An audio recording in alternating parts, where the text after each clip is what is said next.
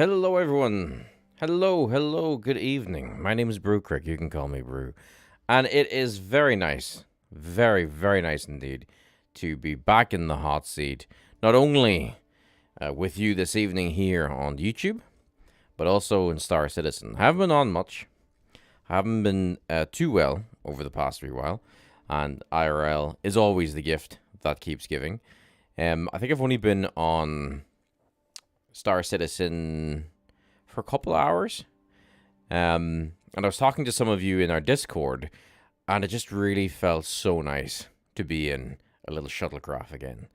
It was such an experience because since returning to the game last year, basically been playing it every day, and being off for a little bit really made me reappreciate just flying to Port Olisar and landing on a landing pad and the beauty of it. But yeah, I haven't been 100%. So tonight's stream, I'll talk about what we're going to do in a minute. I'll just say hello to everybody and talk a bit about what we're going to do. It's 3:17, and no amount of issues are going to stop me being excited about 3.17. I can't wait to give it a go. But because I have been away, as you can see, I'm going to be experiencing 3:17 live with you on tonight's stream. That's what we're doing. We're doing 3:17. If the energy levels stay up, I'll hopefully join into the Discord with the crew. I can see you all being super active in there, which is awesome, and that's kind of what I want to reference as well. We are slowly building up a Discord community before we go live, and that's just because I really want to, set up those relationships and just, make sure that we have a really strong, tight-knit community. I can see friendships growing and the banter and everything and everyone being super helpful. It's so awesome to see. And even I wish I could be a lot more active than I am. You are just absolutely making the Discord your own, which is amazing. So I'll see if I can get on tonight. Again, if the energy levels don't dip, I might just do a wee solo session this evening as a return. Who knows? As always, I'm sure shenanigans will ensue. Good evening, Bruce, Rep, Fire, Willie, ZX. Good evening to you all. Thank you so much for having me on in the background this Saturday evening. I'm sure you are all in 3:17 enjoying its madness, because I've been watching a little bit today, and there does seem to be a few ups and downs of the patch already. Oh, and thanks, Sid. Yes, I'm getting there. Thank you very much. I know, and hopefully I will get on Willie later on for the chat. At the minute, yeah, I was raging that I missed yesterday's. It was yesterday that it dropped, or late this morning or something like that. So first of all, congratulations, Willie. There's a wee bit of a wager going on. So I think you might have made it. I think it was still the Friday. Chris Sinclair, welcome to the stream. How's it going? Just downloaded 3:17, but wanted to see the experts walk us through it. Haven't played in a bit. Well, I know, Chris, you have to be talking about the other members of the Brew Crew, because I'm absolutely in no means an expert, but I'll try and give you my 2 cents on it. Tonight's stream is going to be a sort of mega walkthrough of 3:17, as much as the game will allow us. Hence why we are in the screen. I want to take a look at the character creator. We're going to load in. We're going to check the new selling mechanics. I'm sure we'll find the river if we've got time. I want to see what the combat's like, the FPS combat, what bugs we're coming against, component moving, the whole works. The whole works. And we do have a little bit of a wager going at the Brew Crew about when when 3:17 would land. Yeah, and I think we need to have a regular wager about when these patches are going to land, because it was some good banter being had in the Discord chats. So that's what we're going to do this evening. You're all very welcome. Put me on in the background as you're playing your own game if you fancy having some Irish tones in your ears while you're playing the game yourself. And Chris, thank you very much for saying you like in the streams. You might just have me on to have a look at some features from a different perspective. All right, without further ado, I think let's begin this evening's delve into 3:17. Now, a lot of the Brew Crew members are super experts and test a lot of things for us for science. So if you do have any questions that I can't answer, I'm sure I can throw it their way and they'll hopefully help us out. First thing we're going to do is character creator. Now, I never really spend too much time in here myself. But I think this looks, I mean, it's looking a bit better. The skin tone looks like, or the skin abrasions, you know, like textures look a lot more realistic. Like, look at the stubble and the skin. I'm not a good judge on this one because, again, never spent much time in the previous builder, but I do know this is a feature of the patch that they were doing more stuff with the character creator. So I sort of just go for this head, and that's generally all that I sort of do. I don't really do much more than that. I take sort of the hair off, so we'll just see if there's any hairs. So I am a bearded individual in IRL, but I don't think they are, or they have any hairs for bearded people yet. And I have quite long hair. That would probably be kind of my hair at the minute. I don't have a mohawk. So I just go bald, because, yeah. I don't think there's beards. No. Is there? I don't think so. No beards yet. But where's the hair? Oh, here's hair color. Yeah, that's fine. But it does look more detailed. I think it looks more detailed. That does look awfully real. Fascinating. Joshua, good evening. Got a Starfarer fueled up if you want to check out the refueling mechanics as well if you'd like. That is amazing. Joshua's always great at lending us ships. So yeah, when we get to that later in the evening, I might poke you for that if you don't mind. That'll be awesome. Chris Sinclair, Brewcook's my favorite Irish person. Well, that's very kind of you, Chris. Thank you. Yeah, that would be lovely if we can do a Starfarer refueling. That would be so cool.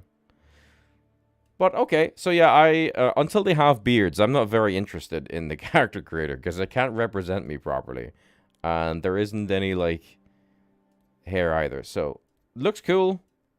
Probably not much more to say on that. Looks very realistic. All right, we'll save our character. Now, a lot of this I'm getting through hearsay / I'm going to turn this down a wee bit just because I might be clipping a little bit. There we go. Hearsay / other content creators is that 317 apparently the station that orbits the planet do not share inventory. So my previous setup was Orison. You might call me mad. Bear with me. Give me a minute. Let me explain myself. It was Orison because I would bounty hunt around Yella, Crusader, the moon's there, because you got asteroid bounties, which were a lot quicker to kill than atmospheric. So I would go Orison, but you just flew up to PO, where all your ships and stuff were, and you set your spawn point to Grimhex, all very localized. Now, if it's the case that your stuff is not accessible, the inventory isn't accessible from the station that orbits the planet. So, Port Olisar for Orison. Now I'm going to test myself here. Port Tressler around New Babbage. Everest for Hurston / Lorville. And Banji, I believe, for Area 18 R-Corp. If they don't share anymore, we have to now make a new decision, because I'm going to have to shift everything up from Orison anyway. Yes, so Zed is confirming for me in the chat here. Pick wisely. All your inventories throughout 316 will be transferred to your new location. Part of me is longing to go back to New Babbage Microtech. I feckin' love that planet. Plus, we're going to have lots of picnic parties at the river. But then Willie, one of the brew crew, has been telling me how beautiful the Hurston clouds are. Now, again, I don't know how late we're going to be up this evening. As I said at the start of the stream, I'm still not like 100% health-wise. But if we're up late, we might get to do all this stuff. We might get to see the lake. We might get to see the clouds, refueling. We have a lot to do. We have a lot to do. Antoine, hello, hello. Good evening, Antoine. Welcome to the stream. We're just, I'm going back into 317 for the first time. And we're just discussing about where we're going to pick our base. Zed saying, Everest and Lorville are separate now. Yes, yeah. All the stations are separate inventories. Okay, I think I'm going Microtech. Because it's just pretty. I can always count reset, which is a pain for reputation, bounty hunting certifications, but that's okay. So that means New Babbage is where I'm going to go. And I'm going to use the AUS servers. Hopefully it's a bit quieter and a bit less busy, in case any of you guys want to join in on me. A fire, yes. New Babbage for the win. I know that's your usual protocol. Yes, New Babbage. We're doing it. Oh, I'm excited. We're going to start 317 for the first time. I'm not too late. It just came out late yesterday, didn't it? Oh, 317. What am I most excited for? I actually am excited for the refueling. I do want to try the selling, but it's the graphics. So for weeks now, the PTU testers in the brew crew have been furiously doing their part to feedback and stress test elements of the new build.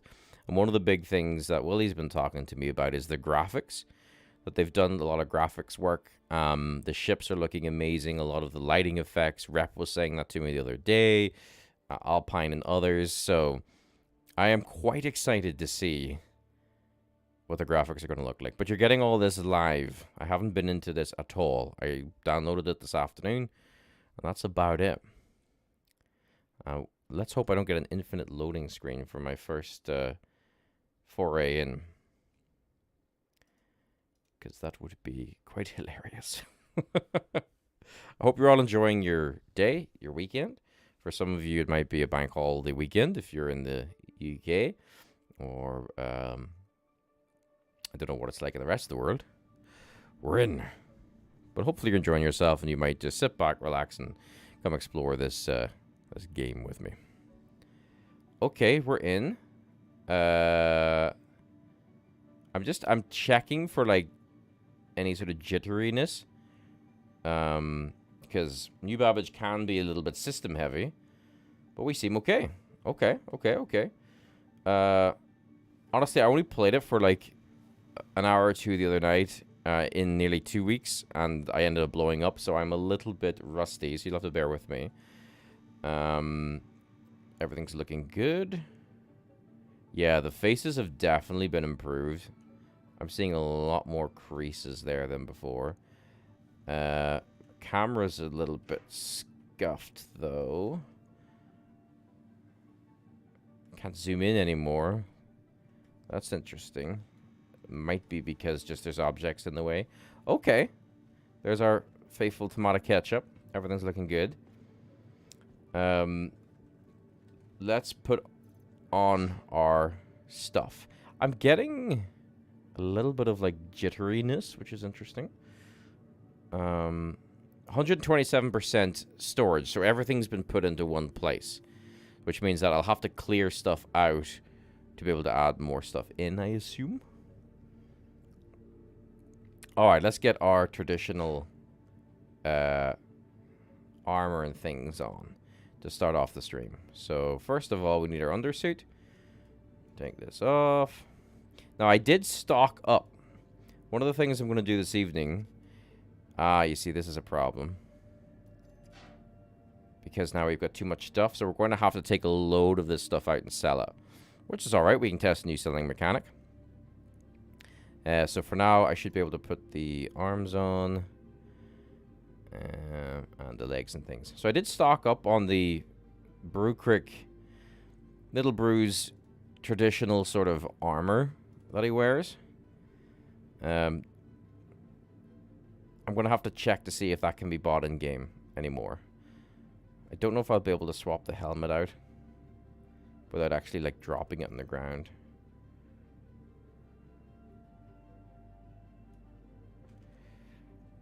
So let's get the helmet. Let's get ourselves looking the way we're meant to look. On brand. Hey, there we go. I don't remember the eyes being blue. So let me come out of this view. See, like as I said, it's been a few days since I played, but stuff just looks better. Like the armor at the back looks nicer.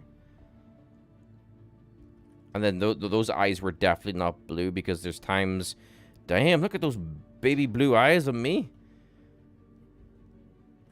They were not blue before because I remember doing zoomed in shots and stuff of Brew and they were not blue. I look beautiful. Look at my blue eyes. Absolutely mesmerized. It's actually kind of scary. It's a bit off-putting, but anyway, we'll get used to it, I'm sure. Yeah, I think the armor does look like there's more detailing on it. Anyway, we will find out. I'm sure I will see when we get to the ships and things. So we've got our armor on. Zed saying, took a couple of hours to sell all the items. Yeah, they said selling was a bit of a pain, like dragging and dropping and stuff. Chris is having a couple of drinks myself. Just want to see the features before I dive in. Nice, Chris. A few beverages to relax. Jump in. Oh, nice one, Fire. Your signature red armor combo is still available in-game. In the shop, that is. Is that in PO? That's awesome. Hey, well, there we go. Nice. I was worried that I might have to... Uh-oh. Okay, there's people... Any money are those, yeah, medical gowns. Good evening, my friend. I'm getting a wee bit of just sort of screen jitteriness. That's okay. Now look at all these reflections. See the shines on the ground? And the shine of my armor? I do not remember that being like that before. That was so cool, like that metallic sheen. Now, if you're watching my stream for the first time... I make no apologies for it. In this game, I look at every sort of minuscule detail. I'm just obsessed with the detailing in this game, so it's 3:17. They've done graphical changes. Expect me to do this for quite a bit of the night. Just look at the way the lighting's reflecting off the armor. I don't remember it doing stuff like that. And my eyes look very, very haunting right now.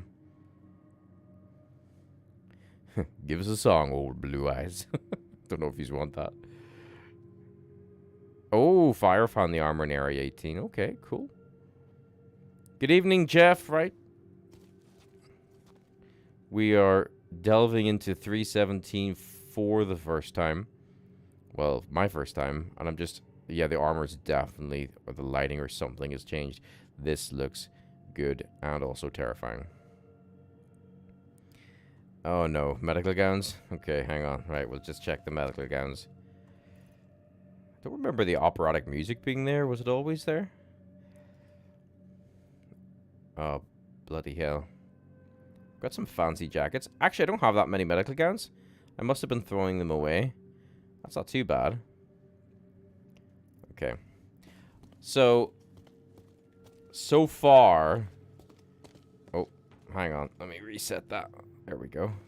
The armor's looking good. I'm loving the lighting effects. There's definitely a change. The colors feel more vibrant. You can really tell that with Brew's armor because of the red. Shadowing looks nicer too. Yeah, they've definitely done stuff with the lighting effects, that's for sure. First big test. Oh, hello. Is will the elevator behave itself? Because sometimes the new Babbage elevators are... Yep. I called it, guys. I called it. I didn't even need to. I called it. There. Oh, okay, okay. Wasn't a terrible problem. Now this is how I know, right? This is how we all know. Let me just stand here for a second. This is how you know they've improved the quality of things because look at this fucking instrument panel. This did not look that classy, and I've stared at a lot of instrument panels. We all have. This just looks nicer. Looks clearer. I might be seeing things where there isn't things to see, but I don't know. I think the graphics look better. The detailing on Brew's armor. I've stared at this armor a lot over the past 3 or 4 months, and it does feel like they've enhanced it, or the colors, or the lights, or whatever.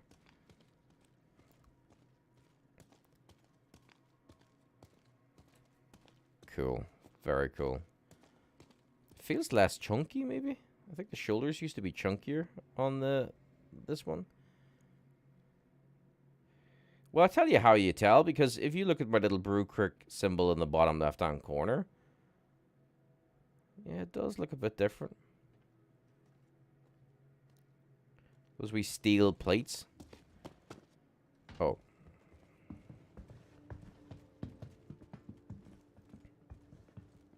The elevator of dooms is dead. Bug. Doug. Welcome to the stream, Dead Bug. Dead Bug Doug. And yeah. Elevators are... It's not pirates. It's not asteroids. It's elevators is the biggest Star Citizen challenge.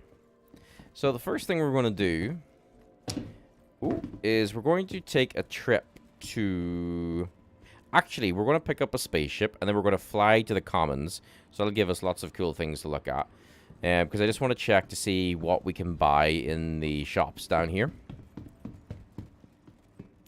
And I need to pick, like, which spaceship am I going to take out first. I think before I was off for a bit. Okay. Okay. Before... Oh, I think it's here. There we go. Before I was off for a little bit, I was thinking to myself, what's my daily driver? And I kept changing ships, and I kept changing ships. Again and again and again, and I kept changing them. And I think my daily driver is actually the Constellation series. The Phoenix at the minute, because I feel like it's just beautiful. It's just very, very, very pretty. It can hold vehicles, which I'm going to want to try when we do some bunker missions. It can jump all around the system pretty quickly as well when you upgrade the QT drive. Great weaponry. Good shielding. Oh, we need to try out, actually, a ship that's got size 2 shields, so... The Vanguard, right? Because they've changed shield faces. So, let's actually... Because I want to try out fighting. The ship that I'm most used to fighting in is the Constellation. I know how it feels and how it should perform. So, it's going to be a good test to see... you know, is much been changed in the way the NPCs react in our bounty hunting? Because I'm a bounty hunting player. I bounty hunt NPCs, is what I do. So we'll try all that out. But yeah, we need to try out the new size 2 shields, because their shield faces have changed. They've only got 2 shield faces now. I believe size 3s are the same, though. So yeah, I've got a lot to look at. First thing, though, I want to do is take Little Ship over to the Commons. But yeah, I noticed some of the chat saying that there's like there's a bit laggier in places. And it does feel like New Babbage is a bit laggier for me than it was in the past. That's just the feel I'm getting. It does look pretty, though. Just wait for our elevator to arrive. So yeah, we're going to get a ship, fly over to the Commons area. Okay, that was weird. And then we're going to see what items we can buy. Then I'm going to fly over to... I'm not going to try and find the... where am I going again? There we go. I'm not going to try and find the river just yet. I definitely want to test some combat and things like that.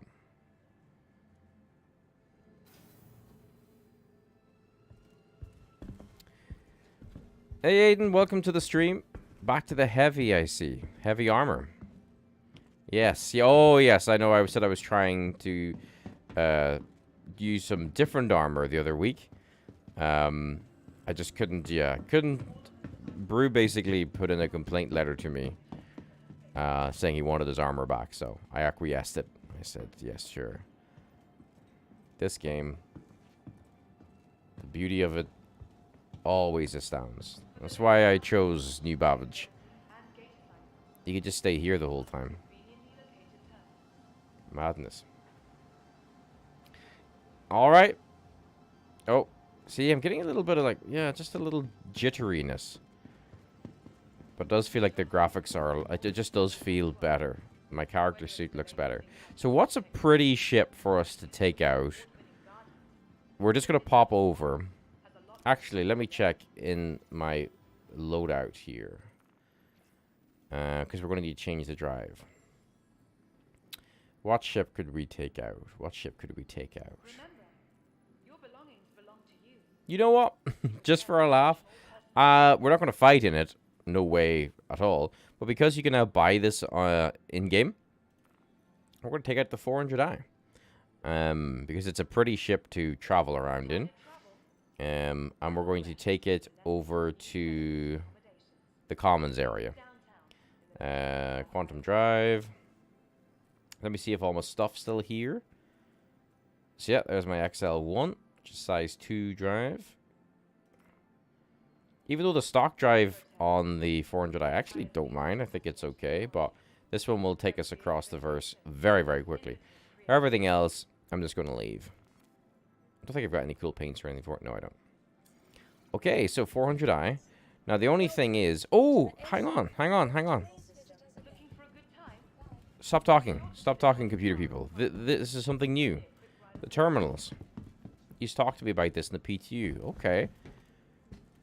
This looks cool. Don't like the reflection from the glass, though. It kind of makes it a bit difficult to see. It's a little bit too realistic, but okay. So, touch. Welcome to the ASOP vehicle retrieval system. Now, first big test. Does it have the stupid thing at the bottom where, you know, you have to, like, scroll down to get the ships to appear? No, I don't think so. Cool. Okay, I like that. That's awesome. Yes.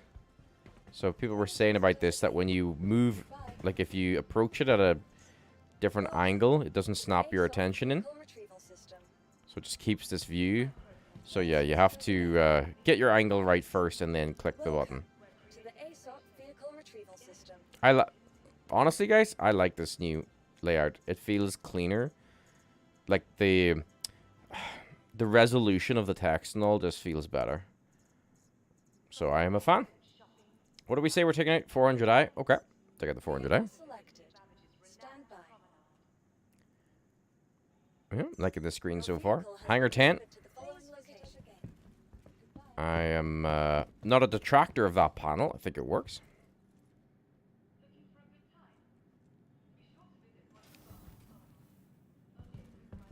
Okay, and then we're going to Hangar 10, didn't they say?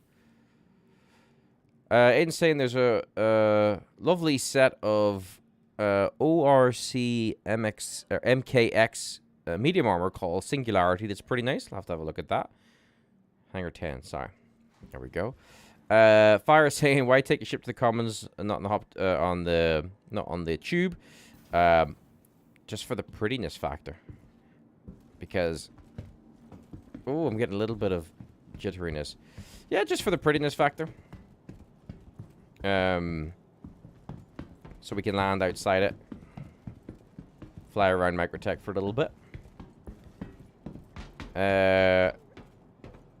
Die Gaming says an 890 jump. Yes, we have a Brew Crew 890 jump, which is very cool.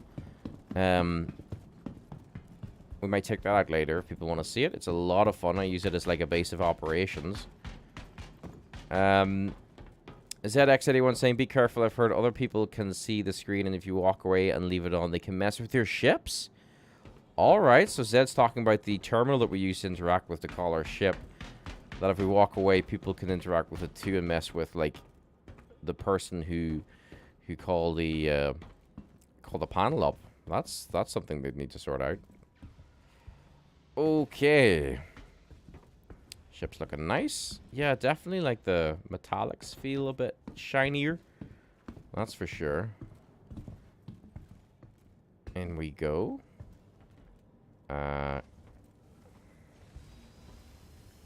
This space looks about the same. It's like things look a bit shinier. Oh, yeah, the panels look a lot shinier. Definitely. A lot clearer as well. Now, have they fixed the issue with the invisible door? This used to be like an invisible black hole. That seems to be working better. That's lovely to see. Come on, open up. Looks nice in here as always. Though window's a little bit too narrow. 400i is very much a Marmite ship. You either love it or you don't. And it doesn't really have much of a purpose because other stuff does things better than it. But I like it. Oh, yeah. Blind you with this white paint job. Definitely a lot of additional lighting effects going on here. Need to get my sunglasses out to stop the eye strain. Okay. First takeoff in... Oh. Oh, guys. Right. Wait. Key binding. Key binding. So this is the next big thing for 317. Is we can now call the terminal with a keybind. And I'm going to put mine... Oh, have my key bindings been reset? They probably have they? Oh, wait, what the... Okay, what's this... What's this about? That's new, this line. Huh. Anyway, let me just check. I've got a keybind to open my doors. Okay, so that hasn't been changed. Okay. Close them again. Okay. So I want my comma to be the one for calling the station up. So how do I do that? I have to go into here, right? Okay. Now, where?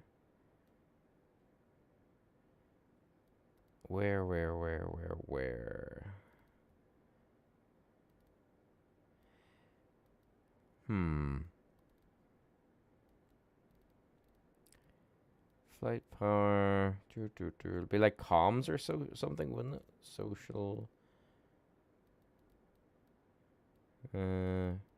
Quick keys? No.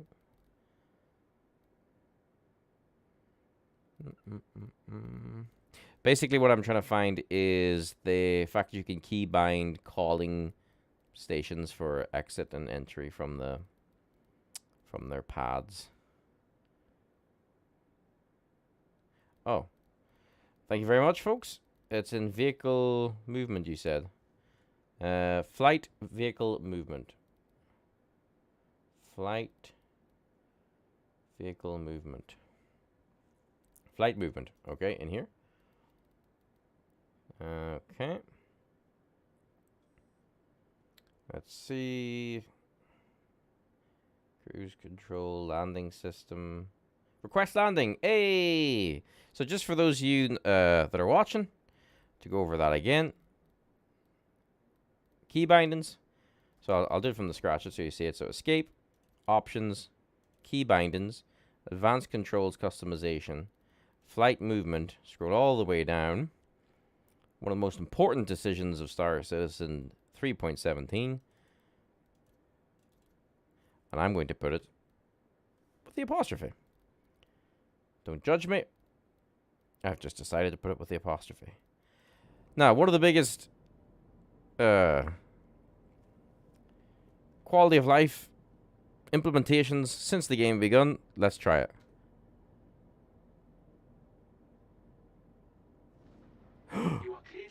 It did it, guys. That's so cool. I'm easily impressed. That's awesome. No more of this fucking scrolling around. Yes, I love it. I love it. What are you saying? So, Aiden, you're aware that they disconnected the station from the planet inventory. This includes ship availability. Yes.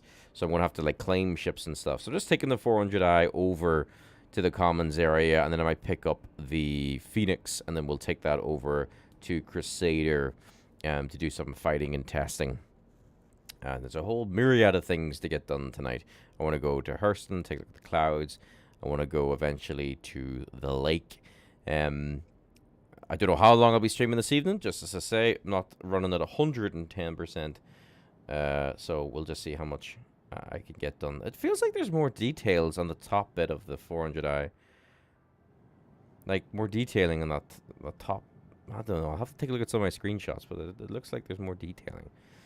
Thank you so much for everyone for pointing me around. How much is the 400i in-game? Ask Dead Bug Doug. I will check for you. Curio, good to see you too. Good to see you. Hope you're having a good evening. Blint, welcome to the stream, Blint, as well. Bound it to my landing gear. 2 birds, 1 stone. Nice, nice one. That's a really good shout. Welcome to the stream, Working. Okay, let's take off. Okay. Oh, the nose is a little bit jumpy. Calm down. Calm down. There you go. Okay. Landing gear. Oh, okie dokie. Okay. Ooh, okay. Okay. A little bit jumpy up here. That's fine. Ah, you see, now, as I say, the 400i is very Marmite. Oh, have they done something with the camera? The camera seems to be, like, trailing. That's very cool. That's very cool. I'll check the price now. I've got a wee site that tells me. Wouldn't be surprised, though, if it is around the 6 mil mark. Free kill 100%. Origin ships are always pricey. It's interesting with the camera effects there. Okay. Now see this, guys. Nearing restricted area. What's that line about? That line is new. Do you see that coming from the? Is that a setting that I have on or something? Zed saying the 400i, yes, 6,352,700. Is it worth it? No. I have one. I actually like bought one because I just love Origin ships and like look at this thing. It's an absolute gorgeous thing of a ship, but you won't be able to fight in it very well. It doesn't have much cargo space. The cabin view is a little bit, well, it's not too bad, but some feel it's a bit limited compared to the 600i. The 600i is more expensive. It does have the same shielding as the Constellation. Its maneuverability is a bit heavy, but it is fast in one direction. I think it can outrace a Gladius and the such. Its stock quantum is nice, so it's like there's ships that will do things better than it. But we've had this discussion a few times where it's Star Citizen, you know. Sometimes it's not about just going for the meta of a thing. Sometimes it's just fun to have a ship that you love to fly. Even if it's not on paper the best of the best of the best. Now, unless I'm losing it, should there not be a garage down here? Or is it just not spawned in? Is that what that little door frame is? Yeah. Because this is the ramp that takes you up. I don't think it's spawned in. Look at this game, though, everybody. Bloody hell. It's gorgeous. Absolutely ridiculous. Yeah, looks like Fire, you might have been right to take the tram, because unless I'm in the wrong place, I think that is the floating floating area of the where the carriage is meant to be, that little frame. Uh-oh. Yes, working. Oh, cannot wait for the 600i rework. I cannot wait. I'm so excited for the 600i rework. 600i was like my first big ship that I just bought because I was just in love with it. I bought a Constellation, but I like always loved the 600i. I might take my 600i out later, actually, when we go to the lake or whatever, or the 890, but it's a bit hard to maneuver. Okay, so we'll just fly away for a little bit, and then we'll come back. So Willie's saying to me, you see this, like the way the camera sort of like trails after the ship, which is amazing for like shots like this. Like that's so cool, the way the camera is trailing that way. And then if we bank round to the other way, it looks cool, but it's not very good for, you know, being able to get the camera to turn. You know, it's a little bit all over the shop.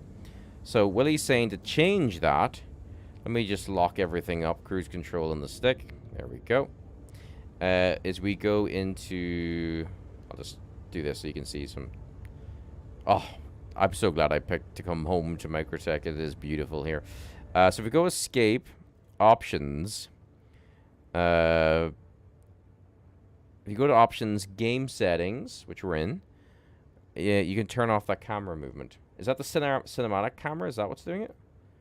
Or camera spring movement, maybe. Is that what's doing it? Just so you guys in stream can see how to do it.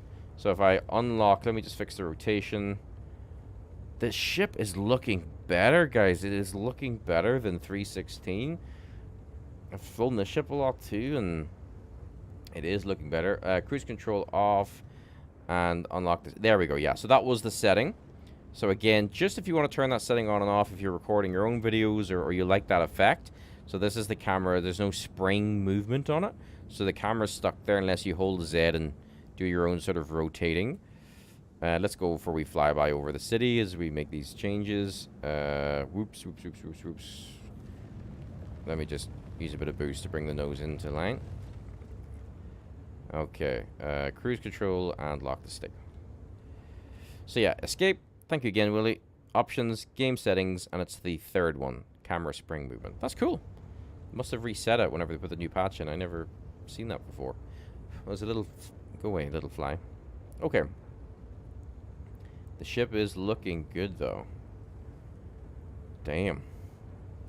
Bloody hell. 30k incoming. No! No more 30ks. Working. Ships look more polished. Yes. The cam movement is better. Yeah, I love that cam movement.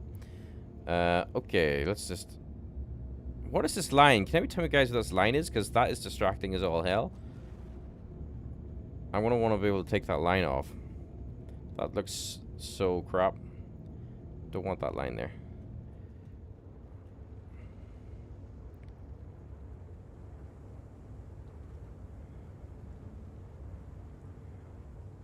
Oh, yes, this fixed cam mode and default cam is gimbaled. Yeah, so... Okay, cool. I love flying around Microtech. Especially in this ship. Welcome to the stream, Nyal. Have you guys noticed a nerf in scanning? As in, detecting other ships? I do know that one of the Brew Crew members was talking about vehicles having their detection radius reduced, so they're harder to find. But I haven't tested anything with scanning personally yet. I'm just flying around for the time being. Because New Babbage is not spawning in the commons elevator that I want. So we're just going to go back and have a look. The 400i is definitely a love-hate ship, especially within the Brew Crew. Yeah. Alright, let's see if this garage has appeared. If not, it's okay. We'll take out our Phoenix and then head over to Port Olisar. Check out some bits and pieces. Load up some inventory to sell before we leave here because we're at 120 whatever percent. Yeah, it's not loading in. See that little frame that's just standing in the middle of nowhere? There's going to be a garage there. Okay. Well, now we can test our traffic control system again. I love this game. Holy hell, this is beautiful. But yeah, does anyone know what this little stretchy line is? I will definitely want to be turning that off. Let me click our call spaceport button. Did it work? Do I have to target something? We have to get closer, maybe. Try and get a bit closer. Let's try it again. Do not know if I'm calling anybody. I'm 100% in range now. This distance. Comms. Not working. Key bindings. Shield systems overheating. Why are my shield systems overheating? I didn't have any power.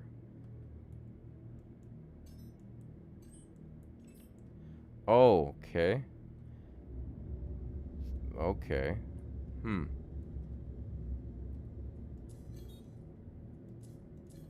Look, this is interesting, guys. I can't redistribute power triangles? What?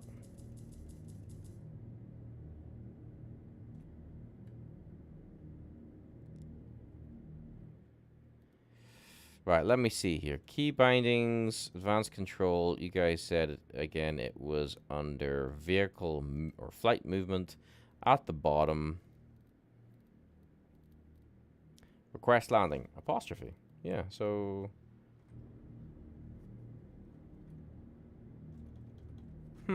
Not working. Okay, I'll just do it manually then. Oh. I think Fire had the right of it. I think the servers died. Because I can't change power triangles. Can I even, like, lower my landing gear?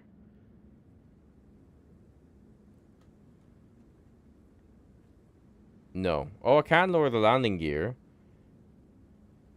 Okay. But can I get out of my seat? No, yeah, the server's a bit... Or the ship or something's a bit borked. Let me... Let me think. Let's try landing it and turning the ship on and off. When in doubt, turn it on and off again. We'll find a wee space to land here. Let me change the camera. There we go. Whoop. Okay. So yeah, I do know people were saying that there was a little bit of weirdness going on earlier today, so that I might need a server hop, which is fine. Ooh, okay, okay, there we go. This is a nice wee spot here to land. We get a lovely landing anyway in this fecking amazing game, so that's always a good thing. Oh my goodness. Beautiful. Not the most beautiful of landings, but... right. Power off.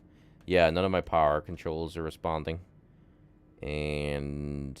I don't... My exit seat on Y is not working. Let's try it down here. No. Okay. Looks like it's a server log. While I'm doing that, again, this line, is this meant to be here? And if... and can I turn it off? Because that's going to be distracting as all hell.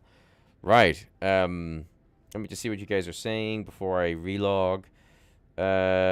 Gene Therapy. Hey, how you doing? Welcome to the stream. Seaview. Awesome. I got 317 running today after numerous crash to desktops. Good to hear. I'm experiencing my first problem, Seaview, so I hope we're not going to have an evening of problems. But I've already really enjoying 317 simply from just how amazing everything's looking. It looks sweet. Josh was saying the server we in is very unhappy as well. Okay. Chris saying it looks great. Joshua is stuck in their ship currently. Crap. Yeah, Gene saying it's a matter of just finding the right server. Server went from 49 out of 50 to 12 out of 50, says Blint. And Fire stuck on orbit above Microtech because whatever's going on at the minute. Gene, after install, I made it to Lorville, got to the spaceport, and the ship claim terminal showed I had no ships. Oh, ouch. Ouch, ouch, ouch, ouch. That was just a server thing, was it, though, Seaview? Or Gene? I mean, your ships are hopefully still there. It's a new feature, says Jeff, right? Yeah. Working pilot VJoy disabled game settings. Pilot VJoy. What's that do? Game settings. Pilot. Is that the wee line thing? Because, yeah, I want that. VJoy. Pilot VJoy degrees. Driver VJoy. Pilot VJoy. I don't think there's a disable option. It's just... Well, that's the velocity indicator. But is that what that line... No, but that's... Is that what that line is? Turret, pilot, weapon. I'll check it out. I'll relog it just a moment. The line is a new feature. Sorry, is that what we're saying? The line doesn't go away. Working doesn't have the line. Is that what it is? Working. Hang on. Pilot V. Let's try it out. Let's try it out. So pilot V velocity. Oh, VJoy. VJoy visibility only with mouse input. Disabled.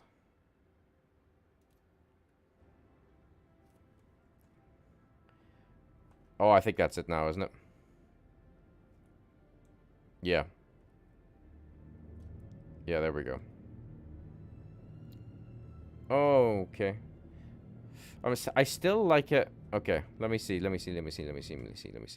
So, options, control, no, game settings, VJoy. See, I still like the crosshair there. I just don't want the line. Visible. So, always visible. Yeah, so I still like that little crosshair, but not the line connecting the two central parts to it. And thank you guys, thank you Working for keeping me right. So is there like an in-between? Can I keep the crosshair, but drop the line? I'm being really picky now, so I am. Show dead zone for mouse. Is that it, maybe? Is that the sweet spot? No, that's not the sweet spot. Unless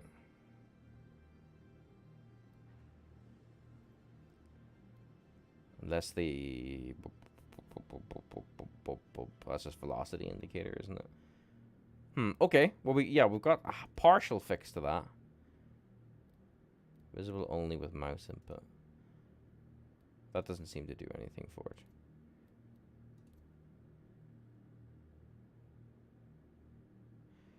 Can't ditch the line alone, says Alpine. Curio, I hear the line is due to mouse keyboard players. Ah! What? That's no good. As a mouse keyboard player, I played just fine with no line. So I need to decide, do I want the line and the crosshair? I'm so used to playing with that little crosshair to give me, like, it gives me an idea of how hard I'm, like, you know, how harsh I'm pulling either side. So, like, I'm really now pulling hard to the right, but if I go back here, I'm not pulling as hard. Ugly line is in the way. Anyway, right, well, we'll leave it for now. Sorry, I need to relog. So we're going to try going on to the European servers. So let me park the backside of this wee beauty. Oh, that was very rough landing. Let's exit the menu and try a new server. Oh, I probably should have bed logged. Crap. Okay, did you just see that? Blue screen of madness? What the hell was that? You see that big purpley blue? What do you see? I don't know if it'll come up as just a computer. I'm just watching the stream back here. Did that come up for you guys? It's about to happen. Yeah, it did. Madness. Alright, so EU servers. EU. Okay, let's try EU. Uh-oh. Let's just try best then. It's not letting me get into the EU. Okay. I'm going to have to close the whole application. Let me put up something a bit more interesting for you to look at. Rather than a black screen. Quit game. Yes. And then reload game. Star Citizen. Launch game. This happened to me before, where it just wouldn't let me click into a server.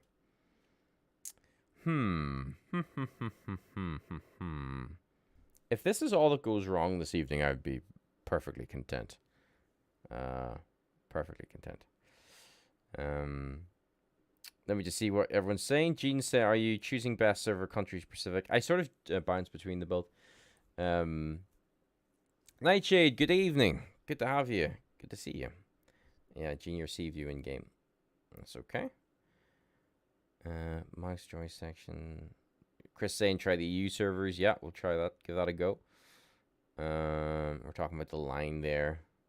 I am a mouse keyboard player. Sea view. Fire's getting the line with sticks. Yeah, I don't like the line. I don't mind. I like to have the crosshair because it tells me how harsh I'm pulling, or yawing or pitching. But hey, Panda, welcome to the stream. Yeah, well, I was saying at the start of the stream, I'm like, my health's not too good at the minute. So I don't know how long I'm going to be streaming for. So I don't want to like get everybody in and then just have to leave them. I'd feel pretty bad. But you're more than welcome to join in on me. You can add me in game, brewcrick_09. But I'm just doing a bit of sightseeing and touring of 317. Just in case I need to bail. I don't want to like set everything up and then have to leave you guys. But yeah, brewcrick_09. Feel free to join in on me. EU. Right, so we're trying EU. Okay, well that's better. That's better. Oh, I need to turn you guys back on. Hang on, let me take the... there we go. Perfect. Yeah, so normally what we do, Panda, is the normal progress of the stream is, so the first like hour or so, I would just do a bit of individual stuff, and then I would go into the Discord with all you guys, or even if you are on the Discord, we would meet up in game.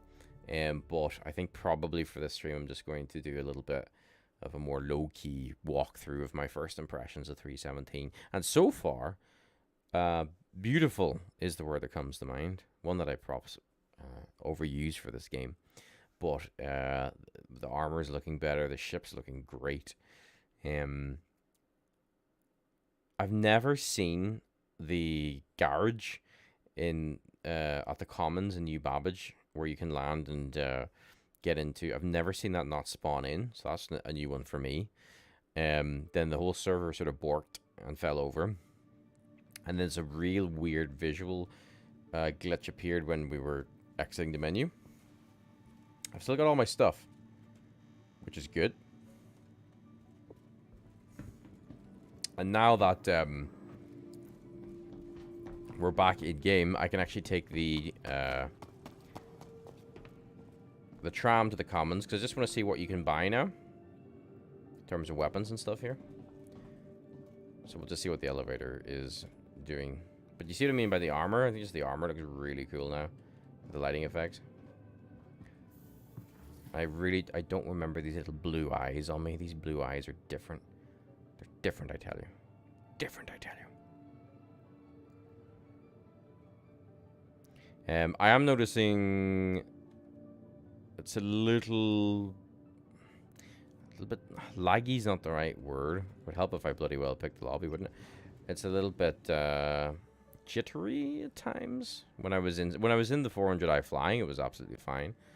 Didn't notice any sort of screen lag or anything like that, or massive drops of frames. I always love when we've got like when we have to choose a new base of operations. The medical gown. See that just happened there a second ago? That wasn't like a internet lag, I don't think.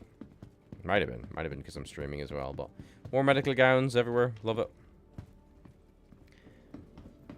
Let me go third person so you can sort of see what's going on. So yeah, let's go to the Commons and just take a look at what we can buy. And then we can actually sell some stuff because our inventory is above 100%. So we need to make some room. So we'll get a wee look at the selling mechanic. Feels better, Gunnar, and good evening. Does feel better, Gunnar. CVI, good luck today with EU server, although I live in Florida. See, I do that sometimes as well. CVI would go to the Australian servers, because then it's like really early in the morning for them when I'm playing. But I think we're in EU now anyway. It seems to be behaving itself for now. Fingers crossed. How does your inventory look? Mine had all missiles, ship guns, everything in local inventory, so I had to refit all ships, etc. Oh no, here, no worries at all. Nothing to apologize for. Let's have a look, shall we? So, vehicle loadout. Let's pick the ship that we're actually going to take. The 400i seem to have everything on it, as it should have done. So, the Phoenix will have missiles, so let's just see what it's got and doesn't got. So everything there in the system seems to be where it should be. And the weapons missile rack seem to be armed and equipped. Seems to be behaving itself. And the Omni Skies are there by default as well, yeah. Cool. So it's it is behaving itself, from what I can see. But we'll look at that in more detail once we take the Phoenix out. We're going to go and go to PO in just a little bit and do some fighting. And then probably Hurston to take a look at the clouds. Then maybe take a wee trip to the lake. And if I've got the energy for it, meet up with some of you guys in game. If not, I will put Brew to bed. But we still got plenty of time to stream. We've only just begun. Oh, oops, people are being sassy in chat. Let's hide the chat there. I do love New Babbage. It's so bloody cool. Just beautiful. Like even like the lighting is definitely Replicant was saying this the other day. It's the lighting is really something else now at the minute. It's just adding a whole new depth to the game. And I fucking love it. Like look at the light on the back of my armor there. Oh, sorry again. I'm obsessed with the detailing in this game. So we're going to buy stuff. The buying stuff is the promenade, right? I always forget.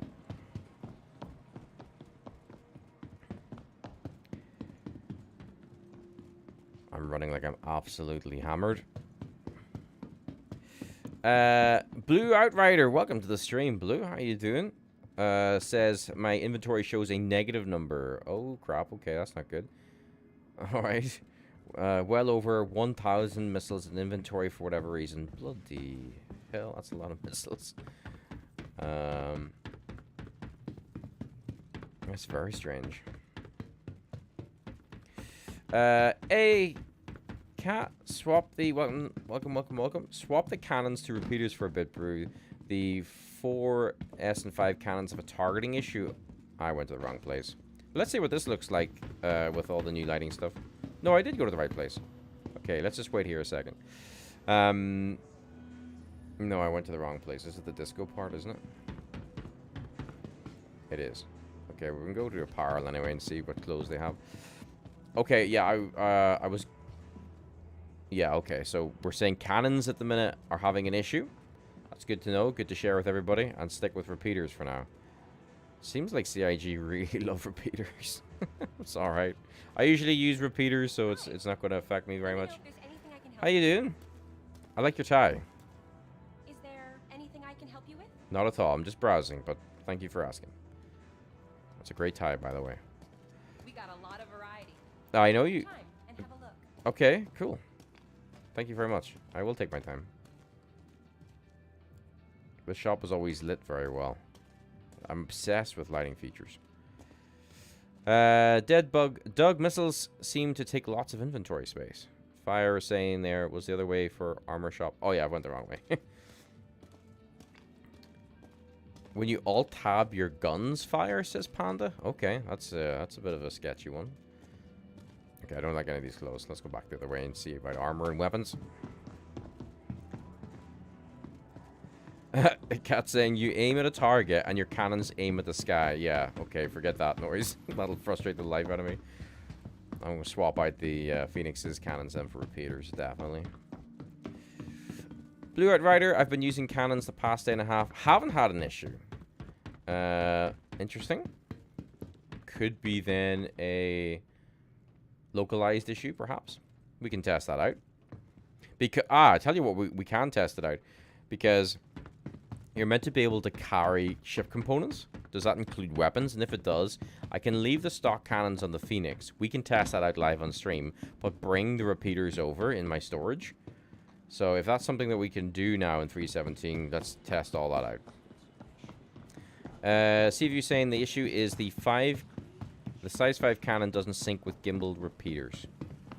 Cat's Connie to M7A's default Omnis targeting things for bounty. Yeah, fired off 50 rounds, but only hit 3 or 4 times. Damn.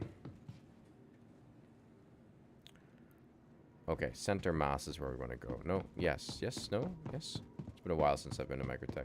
I think it is. I think we just curl around here, don't we? This is where the... Ah, shit. I'm stuck. This is where we get weapons anyway. I don't know where we get armor. Get weapons in center mass. Okay, let's see what personal weapons we've got. See what these terminals look like as well. Terminals look nice. Oh, okay. This is all different. Okay. Okay. Okay. Choose a category. Personal weapons. And then choose a subcategory. Personal weapons. Right, what have we got? The pistol, the P4AR, shotgun, P8. I don't really use any of these. Anyway. Yeah, not much that I would use there. And then we just have lots of empty stuff. I'm assuming there's meant to be something in there. It just hasn't loaded in properly. Okay. So I don't mind the look of it, but it doesn't really feel like that it's possibly working properly. Let me change this to attachments and see what we have here. Emod Stabilizer 2 is sweet because Kat suggested to use that with the Custodian, like P90 type of gun, and it works really well. So I'm glad that we can still buy that Emod Stabilizer 2. Is there more like invisible stuff down at the bottom? Yeah, what's this invisible stuff about? Interesting. Very interesting. Let me get back to what you guys are saying.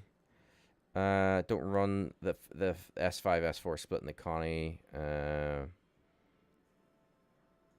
Oh, I know. Yeah, generally fighting Buccaneers, to what Cat's saying, is a nightmare, especially in Connies.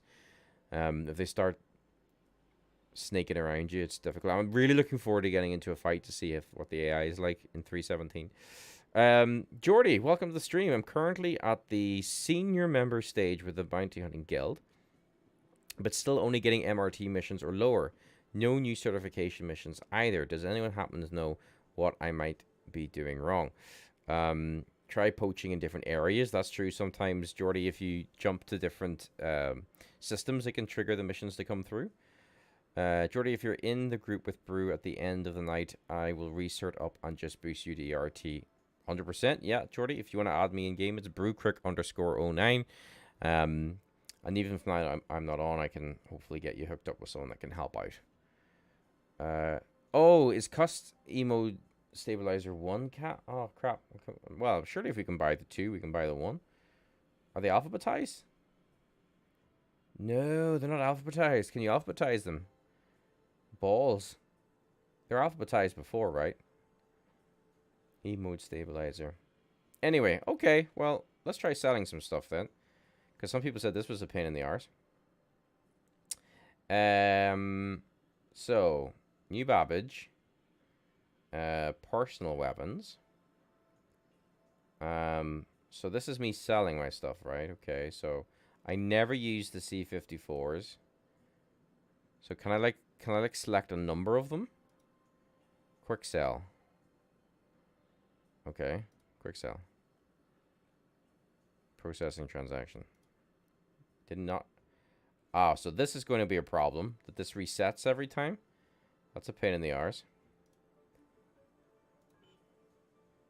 I didn't sell it because I've still got 3. Okay, maybe I have to click over here. And the attachment. Oh, it's got like conditions and stuff. Quantity multiplier. I don't have 30. But I do have 3. So can I put 3 in here? Will it sell the 3?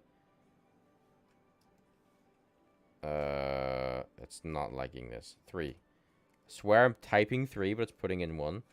Okay, 2. Okay. Alright, it doesn't like me doing that. Okay. And now it's completely borked. Right. Okay, close that then.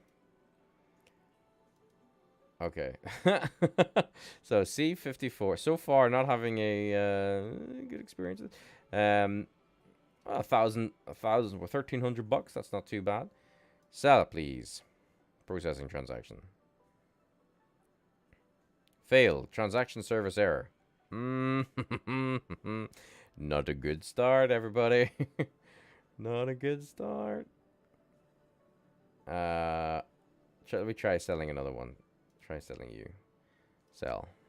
Let me just see what you guys are saying about this. See if you saying, I noticed some of my research were only offered in other systems other than Crusader I started in. Okay. Yeah, Jordy saying, thanks to try. I'm only been doing the contracts in Crusader. Not all of the stations have the 1, 2, and 3s for the E-mod stabilizer. Okay. Jordy, I'll add you, but I'm about to head off for that in the Netherlands. No worries. Yeah, it's late with you. 1:30 a.m. I can always catch you during the week, Jordy. Okay, so Carly's talking about the problems I'm having here at the terminal. Don't do it too quickly or you will break it, okay? It's lying sometimes. So has it actually sold it, but I'm like trying to sell something that's already been sold. Let me come out of it again. and go back in. But this is definitely something they'll want to look at, because this needs to be like super seamless in my opinion. And I have been seeing some people like spend an hour just trying to sell stuff where literally it should just be, you know, select all or whatever. Well, still saying I've got still. Well, let's try selling something else. I don't want to sell Makotas because I love Makotas. Love my FS9. I don't like my S38 pistols, so there's 300 bucks. Okay, so I'm going to select that. I'm going to click sell. Everything looks good. And I'm going to sell. So we're at 397, so that should jump up to what? 800. Sell. Hey, we did it! Patience is a virtue. That's what Carly is teaching us. Patience is a virtue. I don't know if I'd have patience to spend that amount of time trying to fucking sell everything. Do we have another pistol? I've got so many of these S838s. Oh my goodness. Let's try selling more than one. Alright, so I'm going to do it slowly. So select. Come on. Is it selecting it? Okay, right. I think they need to add in some sort of highlight. Unless I'm missing that. I don't see it highlighted, but that's okay. Sell. Now this seems to be scuffed. Can I go 2? No, it does not like me doing that. Am I doing something wrong with the quantity multiplier, or is that just banjaxed? Okay. Already I'm frustrated with selling shit, and I would have been doing it for a few minutes. What else are you guys saying? So, look at your ship components. Reclaimers coming out of the Oris and Atmo. Condition 0 wouldn't sell for me. Ooh. You can't sell more than one, says Cat. Okay, so that's good to know. Just for you watching, even though there is a quantity multiplier. What's on their MISC here? Oh, medpens. Is that doesn't seem to be working. And I can confirm that's not working.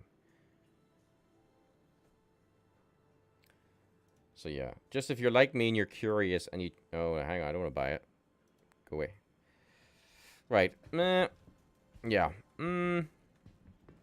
Not too convinced. I mean, I love the idea of being able to sell stuff. But honestly, if it's that fiddly, I don't know if I would be doing it very often. I would just keep the stuff. We'll see how much we get for, like, armor. If we have time this evening, we'll do some FPS stuff. But it was good to see. It was very good to see. What we're going to do now is we're going to go get our Phoenix. And we're going to see if we can transfer some Panther repeaters into its storage. Into its hull. Am I going the right way? Have I missed the metro? Metro's down here, right? Yes, there we go. Knew I'd missed the metro.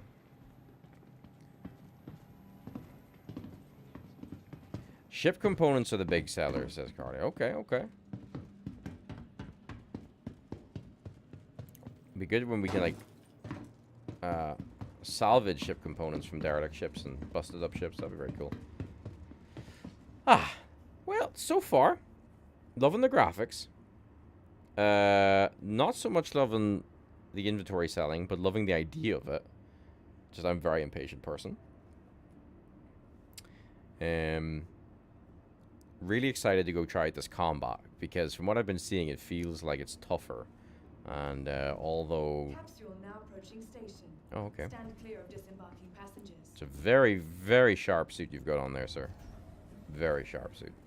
Yeah, I think tougher fights are a lot more fun, if not frustrating. So we're gonna wait and see. Careful. Doors are now closing.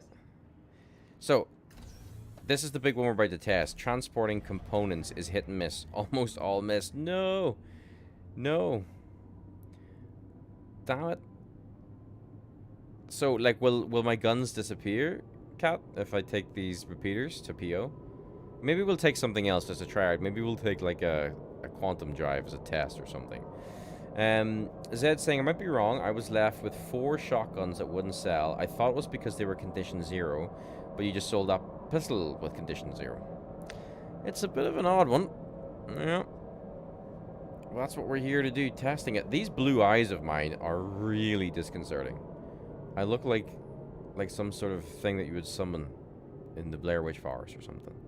I look possessed.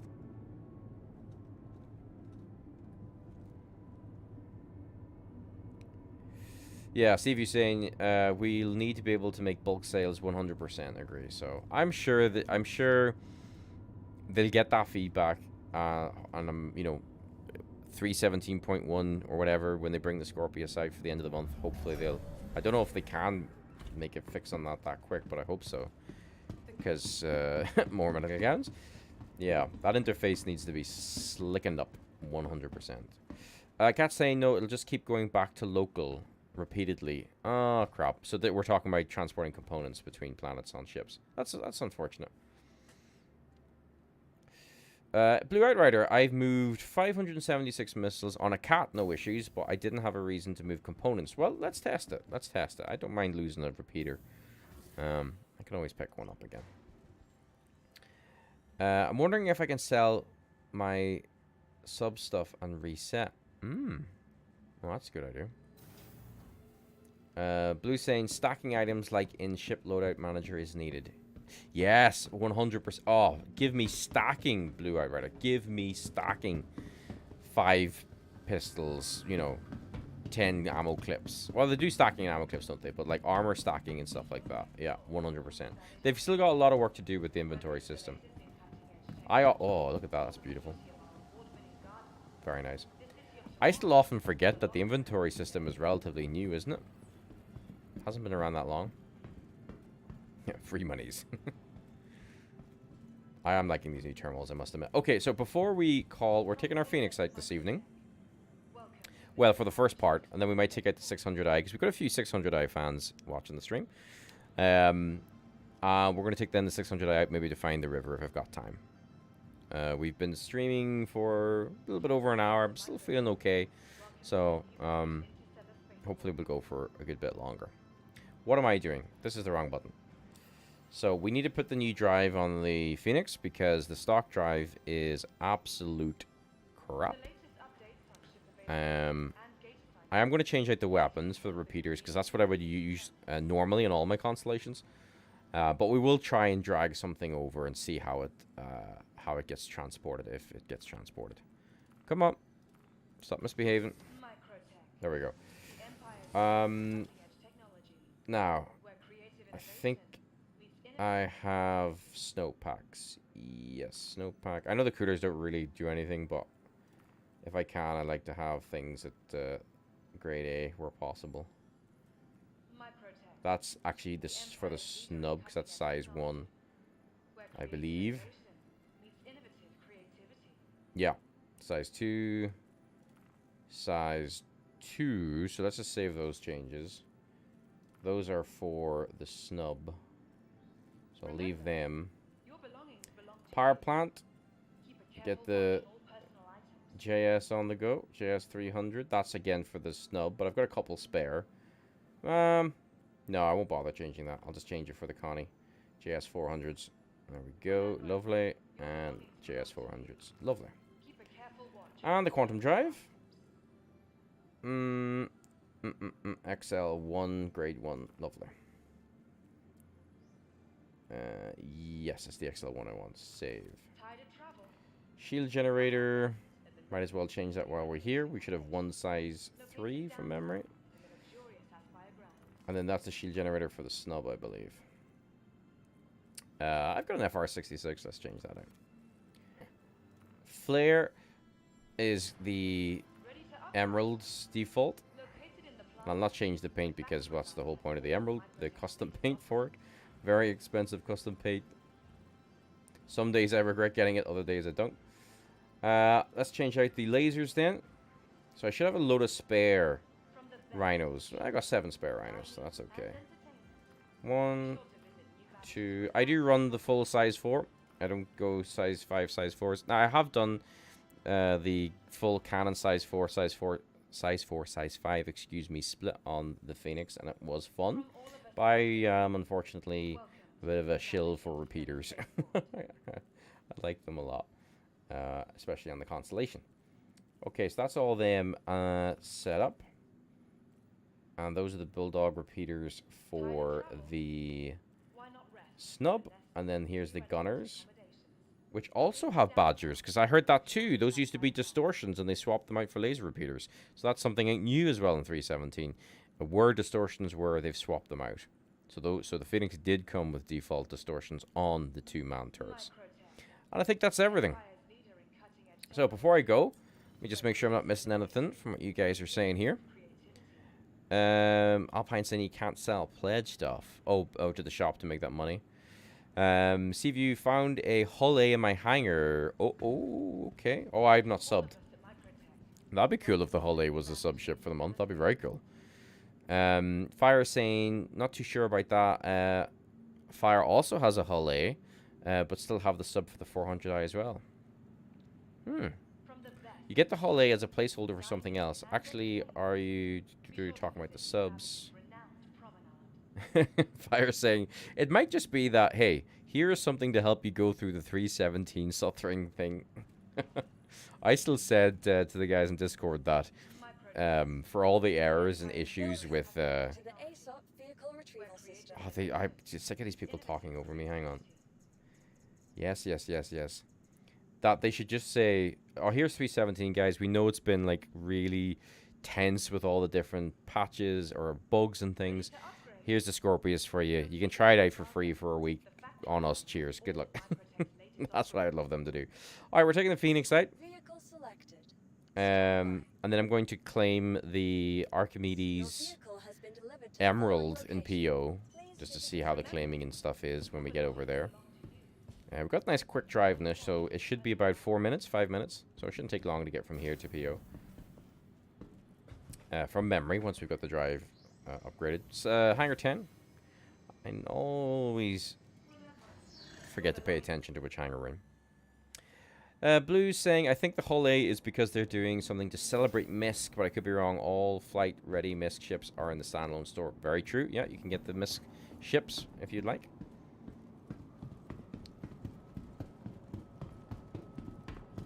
Oh, so by the way, yes, Constellation Phoenix. Emerald Edition.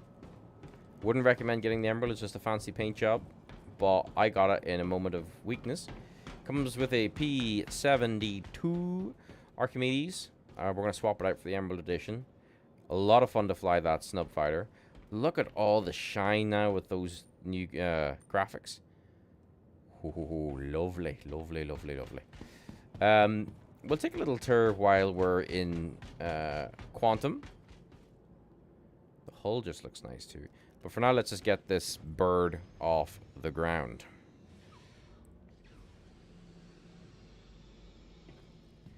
Ah, yes, thank you for clarifying. So Kat's saying the $20 subs get the Hull A for a month when it's released.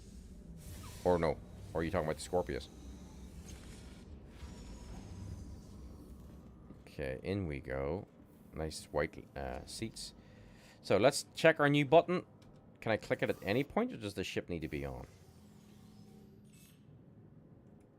I'm assuming the ship needs to be on. So power everything up. Our rhinos have come across, which is good. I've tried calling them. Is that working? Hey, it works. I'm loving that short key. To call the local system. Loving it. Oh, both. Okay, cool. So, both the Scorpius and the Hull A subscribers will get a chance to fly for free. That's cool when it's released. I really need to look into subbing. Now, Kat, you actually mentioned this in Discord. Oh, I'd like your opinion because I'm not so sure on this. The panels for the MFDs on the Constellation are noticeably more transparent. I don't... We'll see. We'll get into space. We'll fight. We'll see how I feel about that. But that's a... Flying a Constellation for so many years, that's a noticeable difference. Alright. Yeah, let's take off. And our Constellation. Looking lovely. Landing gear up. Just going to keep the VTOLs on. Ooh, okay. Looking good, looking good. Like the engine thrust, everything's looking nice there. Does she feel a wee bit more maneuverable? Connie's feeling more I don't know. Feels a little bit more maneuverable. Shield regen. I think you're also mentioning this. Feels little bit slower. I'm in two minds about these MFTs now. Any Connie pilot will remember these being not as transparent. I don't know. I mean, they're not. It's not like going to annoy me. You know, it's like, okay, it's just different. But I'm so used to them, you know, being a certain way, I suppose. Okay. Let me lock the sticks just to see what you're saying here.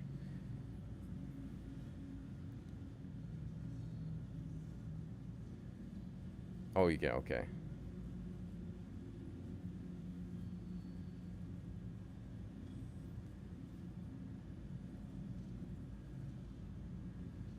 So that's new in 317, Blue. You mean the lines or what's different? Oh, okay. Component testing. Sorry. Yes. Oh no, don't turn engines off. Don't turn engines off. Right. Before we leave, because we're still in Armistice, we need to pick something up. Sorry, my bad. Oh, we've just left Armistice. Right. Hang on. Let me come back down for just a second. Get back into the Armistice zone again. Oh, I don't know about this line. It looks so ugly. But then if I turn the line off, I lose my little crosshair, and I want my crosshair. Ugly line. Okay. Let's stabilize with this gorgeous, gorgeous shot that we've got here. This is why we all play, right? For shots like this. Oh, feel like a space person. Oh, you're talking, yes, about the MFTs, Blue. The biggest benefit of them being transparent is the co-pilot's MFTs are transparent as well.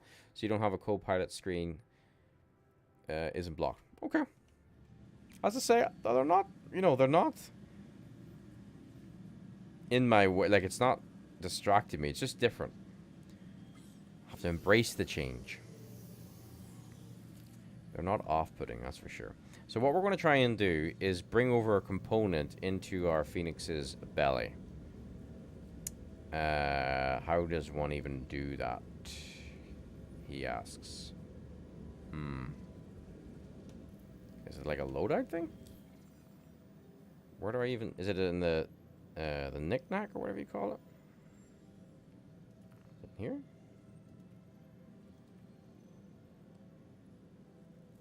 Can you like... Can you move it or something? Yeah, because I've never seen... The only place I've ever seen components listed is in like in here. I can't bring that up. Oh, filter. Okay. Sorry, my bad. Vehicles, filters, vehicles. Because I'm inside the... There's no local, unless I'm missing that. This because I'm inside the constellation.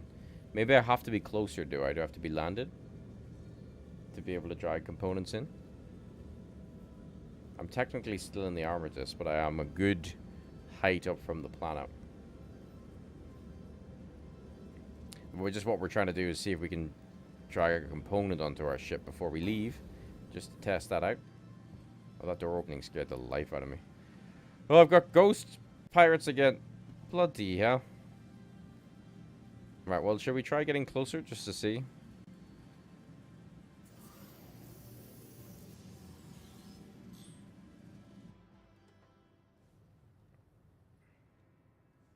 Try getting a bit closer. Because I am in the Armistice, but it was only showing the one bit of the vehicle inventory. Sorry, not the local inventory. Alright, there we go.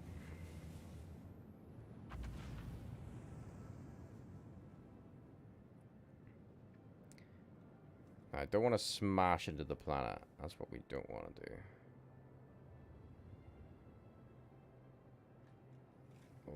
Okay. So that's a good bit closer, right? Maybe if I get closer to the spaceport. Spaceport's over here.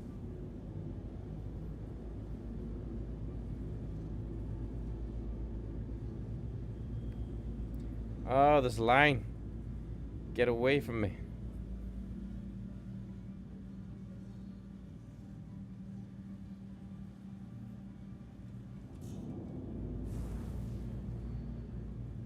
Okay, so I'm just going to get close to the spaceport, and then what we're going to try and do is see if we can access the local inventory to put a component onto our ship. Do this a bit of testing for science. So that's pretty close, right? Yeah, that's very close. Okay. Even everything out. Alright, let's see.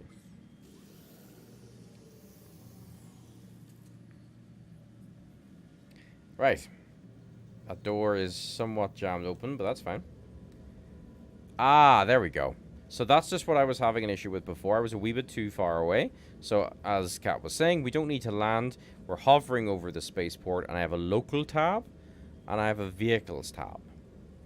So the vehicle is the constellation, of course. So if we go under vehicles here, hey, that's awesome. We can see the components. I've never looked at that before.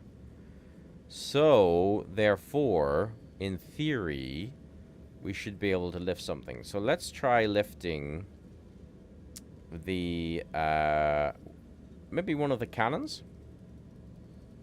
Okay, is there no way to filter these missiles? That's a bit of a pain. Now, will it say if it's on a ship or not? Like if it's,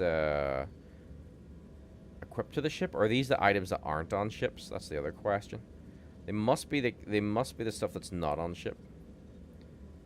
Oh, good shout, Blue. So there's a vehicles tab over here. So I can just drag across like that. Okay, that's very cool. Okay. So let's bring a cannon over, right? So let's bring an M6A. I'm assuming these guns aren't equipped.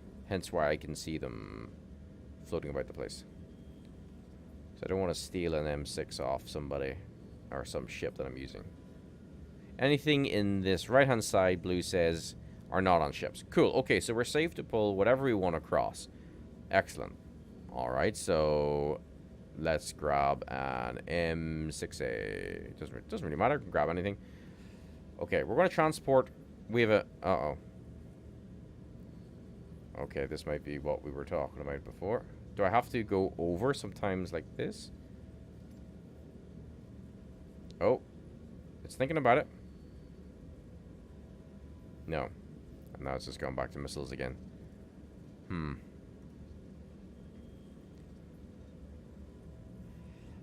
Excuse me. Okay. Okay. It's, not liking that. Let's try these Omnis guys. Over you go. Hey, it did it! Okay. Well, no, it did something weird, as I didn't want the Omni Sky, but it's brought an M7A. That's fine. Now, look at this. This is really interesting. So, the Omni Sky, or not the Omni Sky, sorry, but Omni Sky is in the brain. The M7A takes up 53% of the Phoenix's storage. Obviously, the Phoenix isn't designed to cargo haul, but that's interesting if we want to haul stuff. Maybe we try this again later on with our M2 that we've got and see, you know, how much... one of these big cannons takes up. But think about the physical size of the M7A. It's a big gun. So, you know, that kind of makes sense. That's cool. All right, so you're going to be our guinea pig, M7A. We're going to deliver you for an important Brew Creek contract to Port Olisar.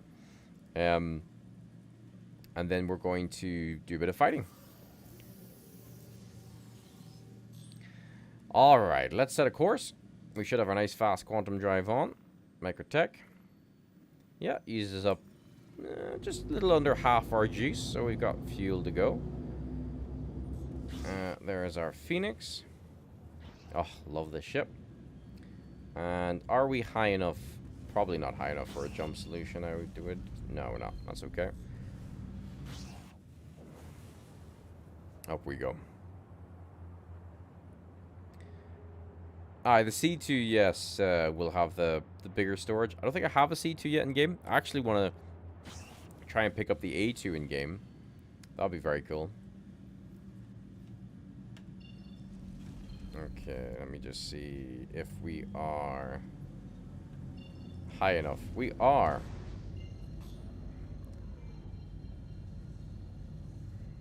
Just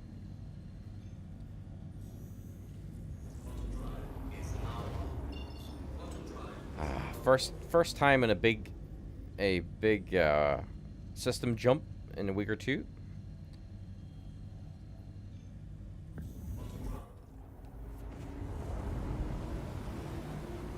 And now we get a good proper look at the Phoenix as we're jumping. Lovely, lovely, lovely. Let's have a look around. I'm going to guess about 5 minutes of this drive. So it's 1:05 here in Ireland in the morning. So I'm going to say 10 past for a Orlando Crusader. So nothing interesting or, well, it's interesting, but nothing really different in here. But let's just have a look around where all the action happens. Getting a little bit jumpy, but yeah, the lighting in here is lovely. Very nice. Can't wait to take out the 600i, yes, but also the 890 if we have a chance, if we have time. It's going to look great with some of these graphical changes. Oh, hi everybody. Yeah, Brew wanting to torp some jump time. You know, I'm just getting the Hercules A2 for scientific purposes. Nothing more than that. It's nothing to do with its massive Moab bombs. On the Phoenix, yeah. I was a wee bit, well, I say I. Brew was a wee bit mad at me for getting him to take part in the musical opener. But yeah, the Phoenix was lovely. Just looking at it now with fresh eyes, you know, with these new sort of graphics. So everything just looks a little bit more slicker to me. Just a little bit more polished. Like even the door paneling and everything, and just feels a bit more slick.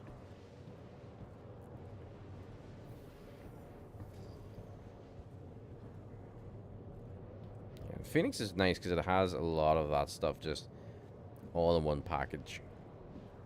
Multi-crew gameplay, multiple bed logging opportunities, docked vessels, turret play, storage, vehicle storage, a feckin' bar, a non-functioning jacuzzi at the minute.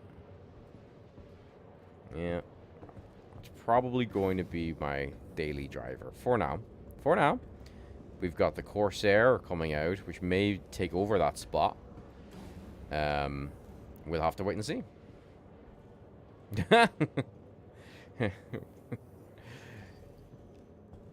I'm still recovering, Cat.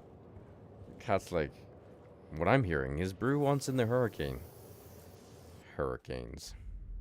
I do like, see when you go out. Oh, do you ever have that when you jump from Microtech? The QT sometimes does this weird, just, yeah. It looks like you're not traveling, but we are. We are traveling. So we've been Q2ing for 3 minutes. Yeah, I think my 5-minute mark is going to work out quite well. So the XL1 drive on the Connie gets you from Microtech to Crusader in less, I'm going to say less than 5 minutes, which is pretty damn good. I want to show you a trick as well that Kat taught me. That when you're jumping to Crusader, it's a pain in the arse sometimes to find out where you're, you know, get your OM markers, your navigational markers and stuff. There's a wee trick. What we're going to do is we're going to kill the drive when we're about 50,000 kilometers out. Hopefully it'll work because we've got this little glitch in terms of our visuals here. But you can see Crusader fastly approaching in front of us. So we're looking for about 50,000 kilometers, 200,000, 100,000. It's approaching quick. 7, 6, so about here. So we stopped here. I often find if you get too close to Crusader, just the OM markers don't work. So Kat told me that once you come out early like this, I'm just going to take a minute to appreciate this game. And this ship. I'm so glad I'm back. So much. Oh, anyway, sorry. Now, oh, it hasn't shown me my OM markers, so let's get a little bit closer. But normally around 40,000, it shows you the polar OM markers, so that's interesting.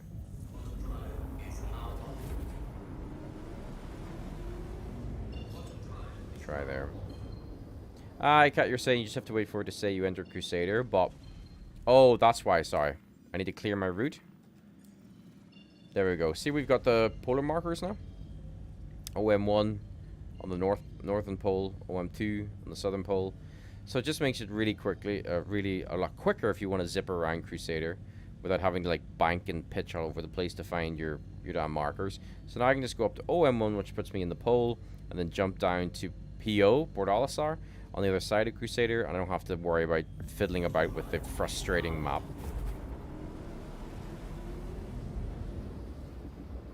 Yeah, Zed, yeah, that's the only thing. Yeah, I forgot to clear the route. That's why I couldn't see the markers. And there's PO just on the other side. Simple as that. And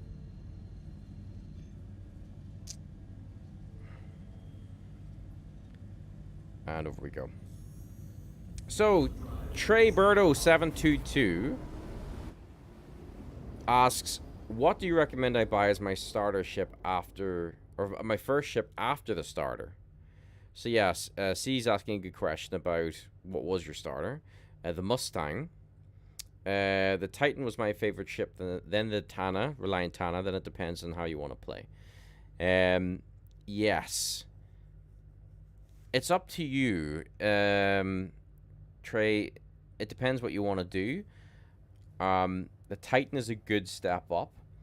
There is an unorthodox thing that you can do in that you can try and rent a constellation and use the constellation, the rented one, to earn enough money to buy whatever you want if you do want a constellation in game, or if you want a Titan.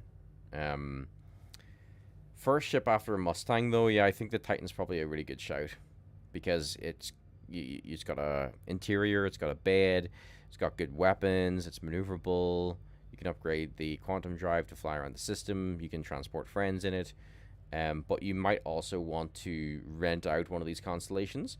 You can do it after about 15 minutes, or you could in 316. We'll have to test all that of playing. I'm about to crash here. Still about to crash. What's going on? Oh, there we go. That's why. Excuse me. Now, we do have... I think just a little pirate that's appeared. Let me take the quantum off. I can show you these ships. I have the Titan. Trey, if you would like to have a look at them, either in-game or on the stream today. Sorry, I'm a little bit out of practice for landing, so let me just get my landing gear down. What we're doing now is we're just going to test... take my lights off. We're just going to test if we can move our component, which is our repeater... No, not our repeater, our cannon into PO. PO looks even more beautiful than I remember, even in the dark. There we go.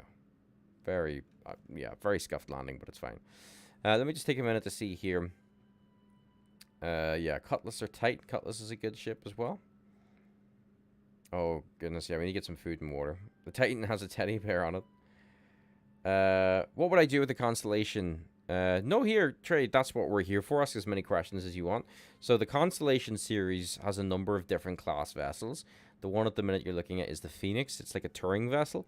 Then there's the Andromeda, which is kind of the all-rounder, the Aquila and the Taurus. The Andromeda is probably the one to aim for. I think it's one of the cheapest. I'll have to double check that for you in game. But you can do a bit of everything. You can do a bit of trading, so you can like buy cargo and sell it at other locations for profit. You can absolutely do fighting in it and hunt down targets, NPC pirates to get a reward for claiming their bounty. You can take that ship and land on planets and do FPS bunker missions and load your loot up on it afterwards. You can store ground vehicles in it. It's got 2 turrets that your friends or other crew members can man and play along with you. It's got beds that you can log out in. The Constellation series is great, but it is quite a big grind in game. It's around the 3 mil mark, but you can rent it for around 100,000 a day for 24 hours. And there's missions in game where you can earn 100,000 in like 30 minutes. So there is a way that you can rent a Constellation and basically earn the money to buy it while flying it, which is pretty cool.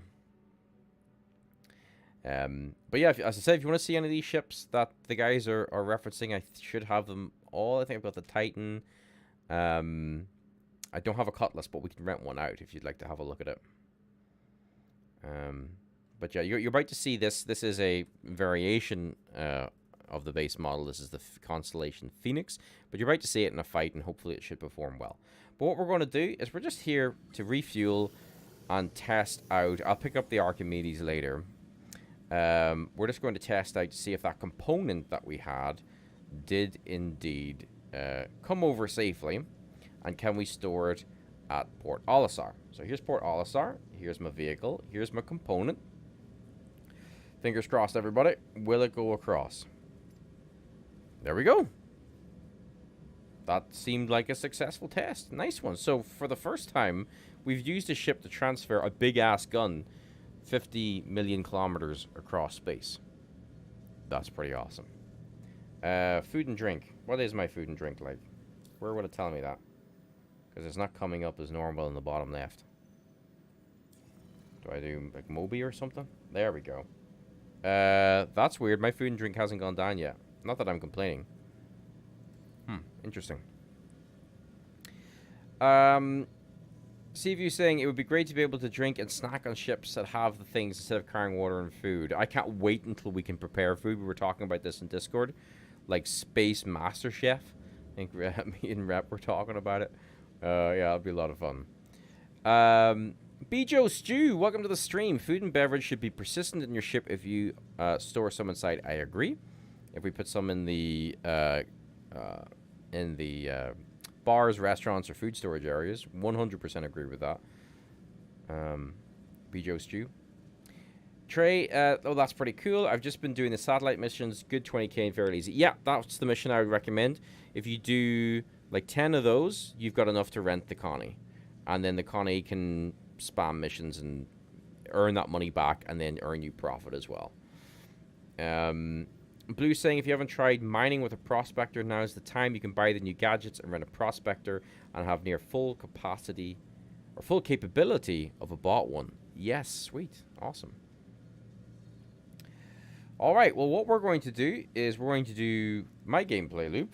And we're going to test some bounty hunting in my daily driver ship, which is the Constellation series. I take the Phoenix out just because it's pretty. Whoa. Okay, this is new.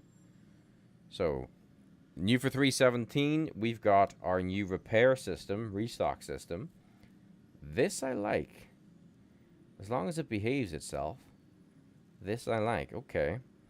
So, let me just remind you where our fuel was at. Quantum, about 50%. Hydrogen, I don't know, 10th down maybe. And we are looking quantum nice and cheap. I'm selecting auto. Does that mean every time I land it's going to automatically do it? That would be cool. We'll have to test that out when we come back here. That's awesome. I'm loving this new window. Good.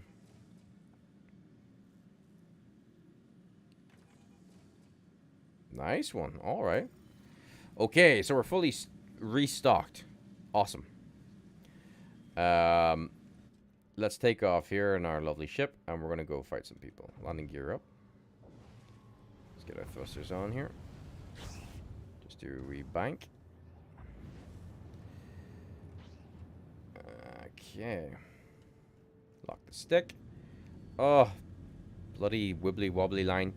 Right, now let's see. I'll probably have to do my certifications again, I'd assume. Thank you. And please. Yep. Alright, tracking certification. Very low risk target. Where are you? Doesn't say. Hopefully it's local. Hopefully you are local. I'll put on my call to arms in just a minute. You are local, not local. Local, lovely, jubbly.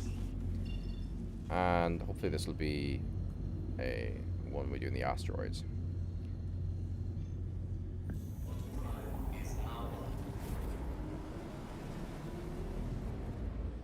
And if those game sounds or anything are too loud, guys, just let me know. I can turn them down. So we're in a Constellation Phoenix. This is what we're flying today. It's a test combat in 317.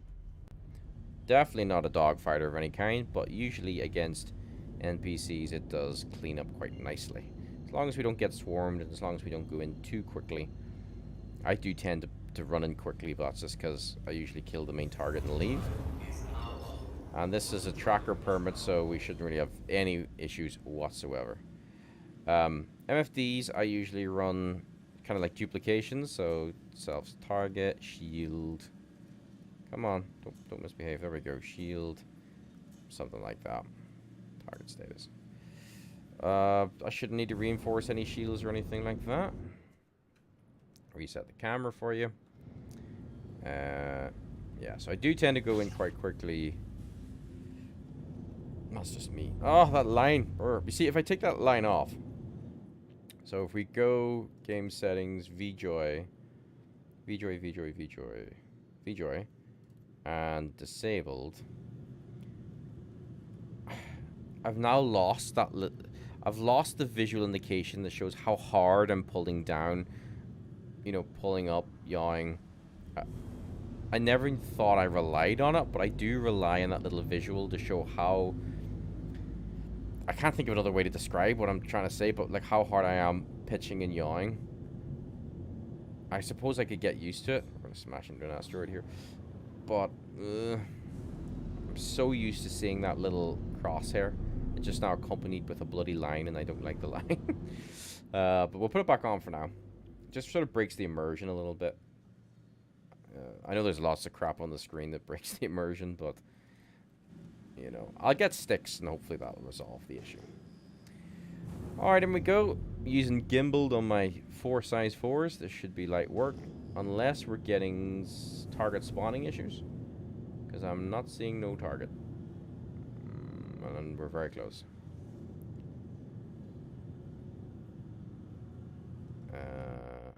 Yeah, I'm not seeing a target. Just doing a wee bit of a boost break here. And nothing on scanners. Might have to wait a minute or two. This was a thing in 315 where targets just wouldn't spawn, which is a shame. Usually if you just stop this ship, there we go. If you're like me and you're very impatient, then it wouldn't behave. We got an eclipse to start with. Good operating range for the rhinos was around 1800. For really nimbly ships, around 15.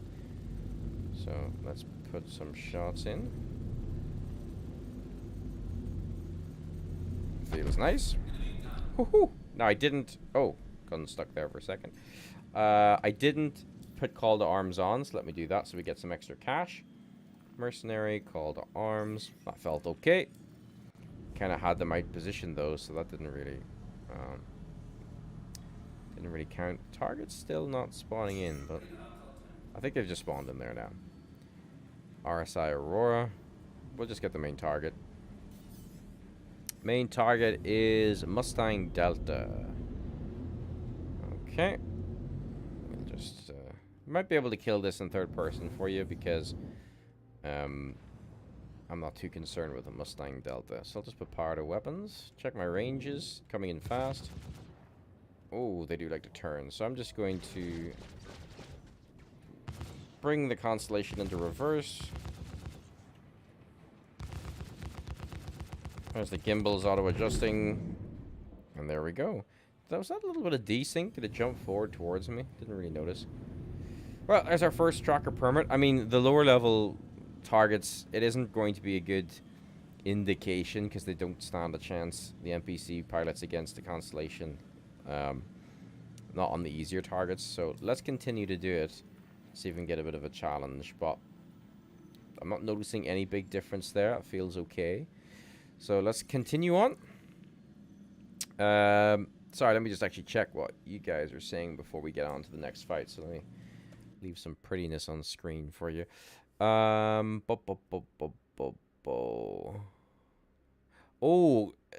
can a Connie refuel off a Starfire? That'd be pretty cool. Let me see what you guys are saying.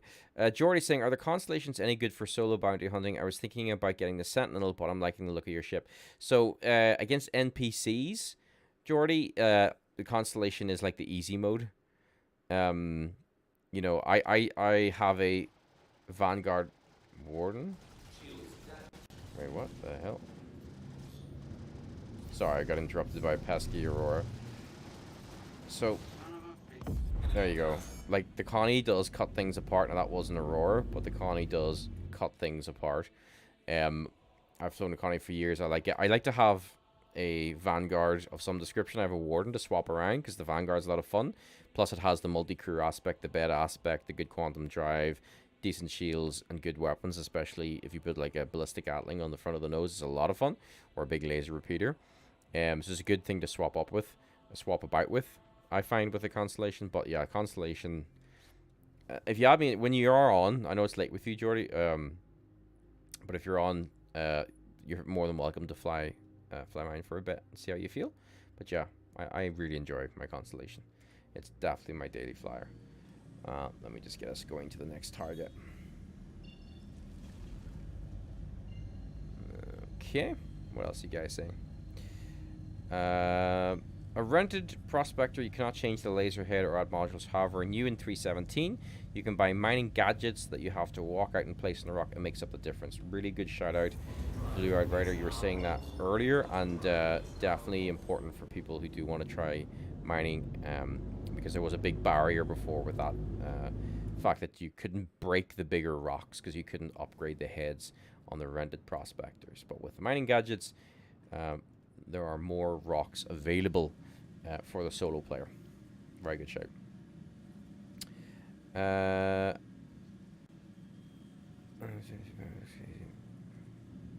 Yeah, pirates when mining. Yeah, you have to be careful. I still haven't really got my head around the mining loop. I can do rock mining in the little buggy and hand mining, but yeah, the bigger ships, the Mole and the Prospector, I need training in that too, 100%. Fire saying that the ships turn up really late now. There's a bit of delay, and Cat saying that you have to get really close. So let's just see now. We're going to get quite close into this target. I just love this game. Like, I've been watching a lot of Next Generation. You know, I'm really like, just because I was, you know, not able to do a lot and things. Oh, okay. Yeah, they came out of nowhere. But don't worry, the Constellation can handle it, no problem. You just need to sort of anticipate where they're going to try and swarm you from. Get your nose in and around them using lots of boosts to boost back and straight to the left. And there we go. So like any slower, bigger ship, strafing is always a problem. Not strafing, excuse me, well, strafing is, but getting swarmed. So like now. And you'll find the Connie's nose takes a bit of work to move. Gimbals are, yeah, the gimbals aren't as effective as, they feel a little bit less accurate. That might just be my initial thoughts, but they feel a little bit less accurate. Or the ships are evading the gimbal's fire a bit better. But yeah, when they're flying like that, yeah, boom, no problem at all. Easy peasy. All right, we're getting our license back up. Let's keep on going because I want to fly against a tough target. An effort to increase the credits qualified to assist with. Yeah, this is the one. Oh no, tracker license. There we go. MRT. All right, let's keep going.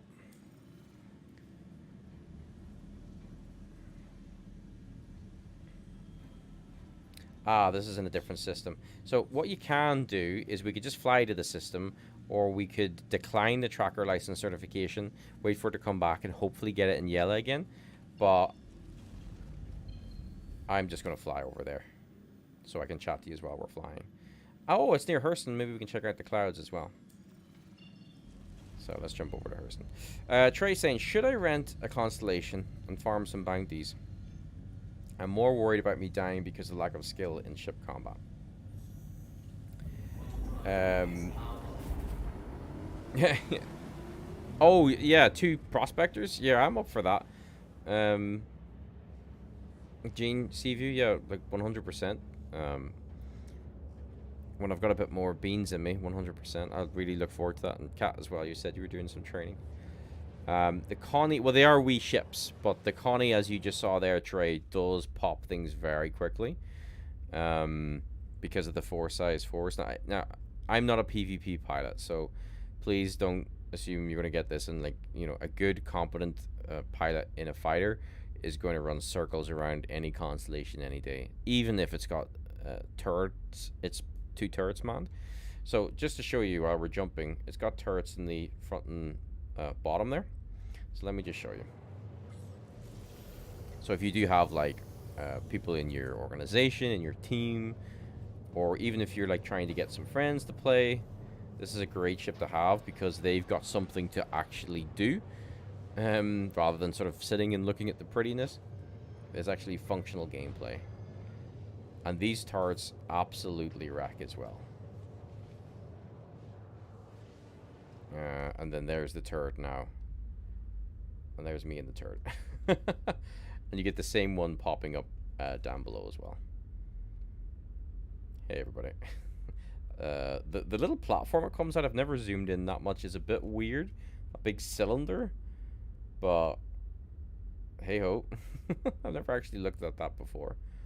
So those are 2 size 2 laser repeaters, but they've got lots of ammunition. If I could turn them on, let me see. Power on. Nice view. Some turret cockpits views are a bit tricky. Yeah, so 301 rounds is a lot of fire, even though they're size 2 weapons. So this ship has a lot of firepower. 4 size 4s gimbaled. 4 over 2 turrets, size 2s. And in this ship, it's got 20 missiles. In the default constellation, it's got 40 missiles, which is a bit ridiculous. And we're already here. 2 million kilometers out. Yeah. Oh, yeah. So NPCs, yeah, you're going to have no problem, Trey, farming NPCs. I'm going to get the license for the hardest bounty mission. And I'm going to show you that you can destroy them in 2 minutes. 3 if it's atmospheric. And if you get your reputation up, you're going to earn 22,000. It's the second hardest one. I'll take it against the hardest mission, which is the Hammerhead, to show you. But I often find that the time that it takes to kill the Hammerhead isn't worth doing the mission. Let's get out of this turret. So yeah, NPCs, Constellation has no problem whatsoever.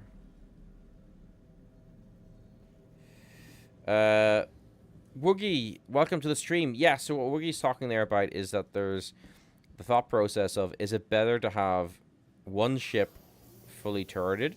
So in this case, there are 2 turrets, so 3 pilots committed to 1 ship. Or is it better to have just 3 fighters? So the turret gunners actually bring out their own vessels. I think from a DPS perspective, survivability and all that sort of stuff, it is more logical to have 3 fighters as opposed to 1 ship fully manned. But then you've also got that gameplay loop. It's quite nice to have people like manning a ship as well. Any clues or tips anyone can give me about these bloody atmospheric locations? They're a real pain in the backside. I think if I go to the comms array and then burn down into the Atmo, it's going to work better. Yeah, let's do it that way. Try that out. We get to see the clouds as well, which is pretty cool. Oh, sorry, Woogie. The Archimedes Merlin. I forgot all about the Archimedes Merlin. So again, Trey, if you're thinking about buying this ship, you've got the little fighter under the belly. That can dock with this ship, and there's another person can fly that ship as well. And it's got 4 size 1 laser repeaters, but that thing is a beast. It is super quick, and a lot of fun to fly. The Archimedes. The normal constellation comes with a Merlin, which has 2 laser repeaters and 1 ballistic Gatling on the nose. Alright, let's find our way down.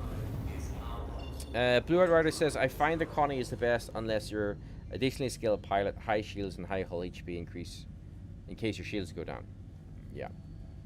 The Connie, I flew it way back in the day when it had shield holes. That was a fun time to be a Connie pilot. The Swiss cheese holes. Shield holes. Yes, the little snub. I'll show you that later as well. Little snub is a lot of fun. And that's what, yeah, we was talking about. Sorry, I misinterpreted. Yes, you can take the fighter out instead of going on the turrets. So technically you could have 4 people on this ship. 2 in the turrets, someone manning the snub for you. The snub doesn't have a quantum drive, so if the mothership does go down, you're a little bit stuck. Alright. I wonder will we get to see any clouds. Look at the sun being reflected off the fucking big ocean there. That is amazing. You can see some of the clouds in the distance as well. I haven't seen any of the Hurston clouds just yet, so beautiful. So we're gonna do some atmospheric flying. I do recommend, Trey, like, so let me work out some of the maths for you.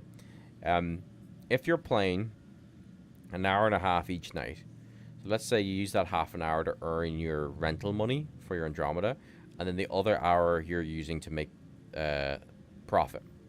Even if you're doing it really slowly, you can make about 100,000 in a constellation doing bounty hunting in an hour.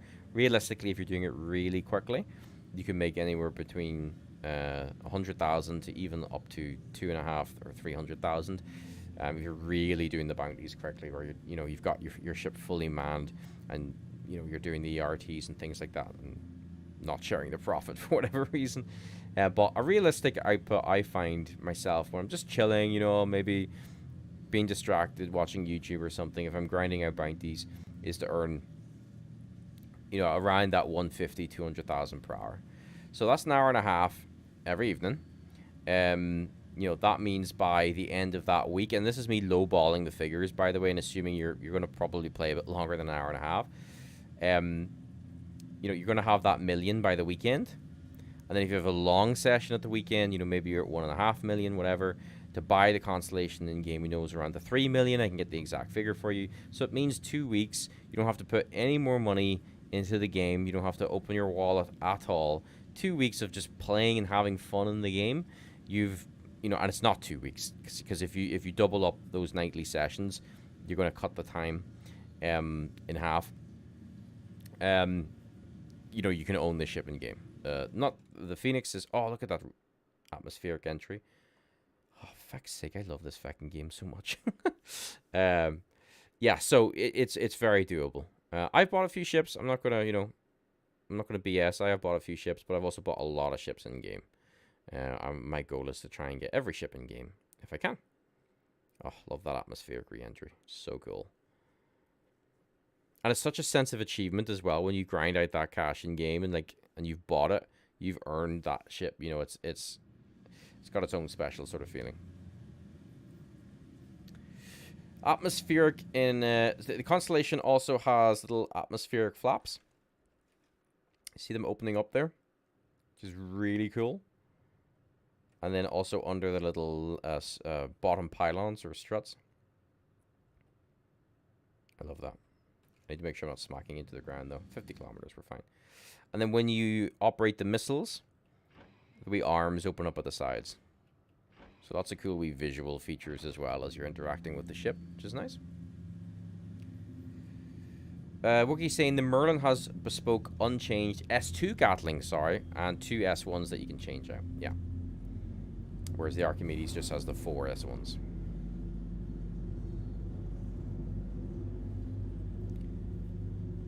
Alright.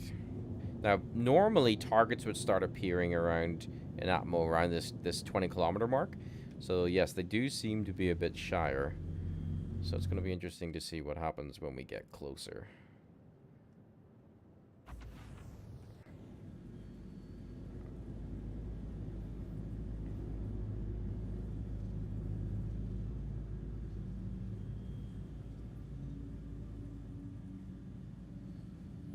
Yeah, the ERTs, group ERTs, you can make if you wrap up 100,000.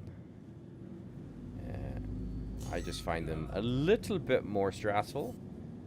I take the easy way out and just go the VHRTs. But to each their own. It's all good money, and you get lots of practice flying around the place. Sorry, what's our target? I haven't changed my MFDs. It's a Buccaneer. So, okay, atmospheric Buccaneer. Deploy decoys with H. This one's coming closer first. So this is a Gladius. Gladius is dead. Gladius is dead. We've got another ship here. This is an Eclipse. Eclipse is going to take a little bit more work. I'm now reverse thrusting back. That's a trick with the Connie. Don't go into them. Dead. And another Eclipse. Taking ballistic damage, which I don't want. Is dead. Alright. I do not have my call to arms on. I'm not earning any money for this. What the hell? Call to arms, call to arms, call to arms. Call to arms. I do have my call to arms on. Oh, okay. Maybe it's just not coming through. Yes, so as long as you don't go flying into them and you reverse thrust back out, not a problem. And this Buccaneer should be the same. But if you let that Buccaneer get in close, that's where it's a bit of a balls. Okay. Oh, there's... What's... Oh, that's just the wreckage, is it? Okay. Okay, Buccaneer has taken notice of us. I'll try and kill it third person for you. I can't really see it, though. It's so small. Might be cool to try and kill it third person. I can see it now. Get a bit closer. It's nosediving the planet? Oh, it's going to give us a little bit of an atmospheric show. Okay, I can play ball with that. Give you guys a bit of a show here. It's in a spin. Oh, it smashed into the planet. It bounced off the planet. And now it's lost a wing. It's in a death spin. Alright, let's get nice and close in, because I don't think it's going to cause much of a problem for us. You can see it there. Oh, no. I feel kind of bad now. It's like an easy target. But we've got more fights to do. I'll not beat around the bush here. Let's finish it off. Good night, sweet prince. There you go. Still a very cool shot. And I love how you can see the other moons in the atmosphere. That's just amazing. But we've still got harder fights I want to try out in 317. So let's keep getting our licenses back up. Gladius.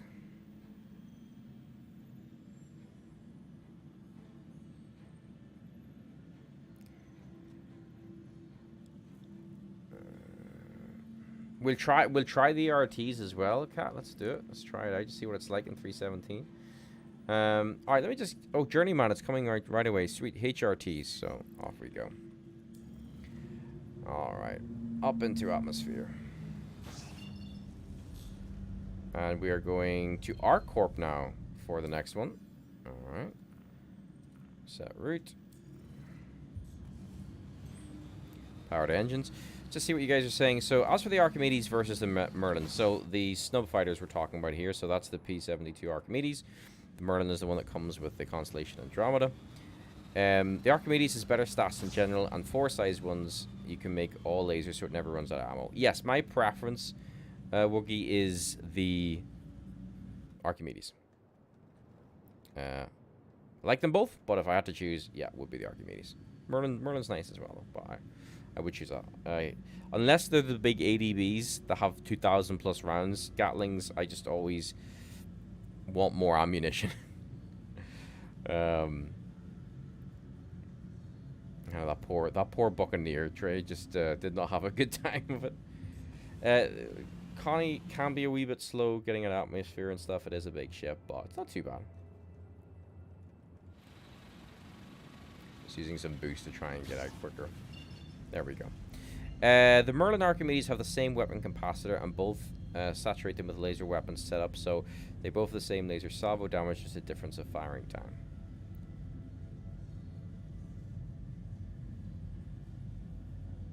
Yeah, so, yeah, a lot of framework on the window shield. You mean all the struts? That's the common complaint about the Connie is these struts.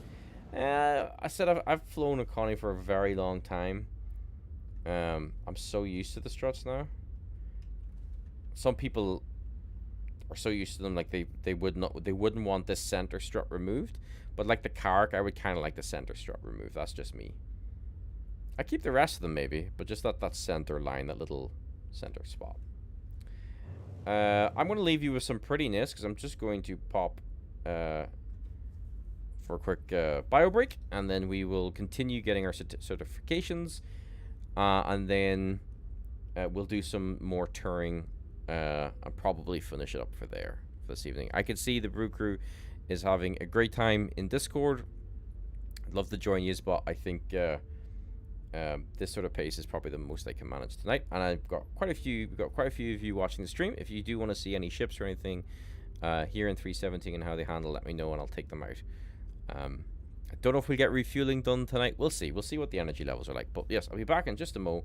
I'll leave you with the prettiness of space.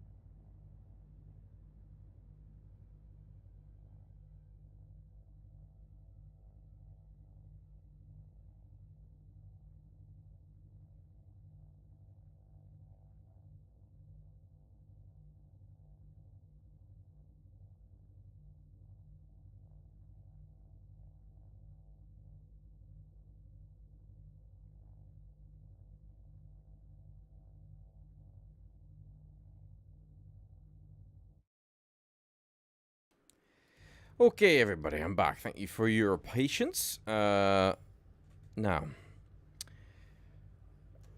Oh, okay, that's gonna get the Gemite. Sweet. Can you refuel a constellation? Oh, we're plowing into the planet. That's not good.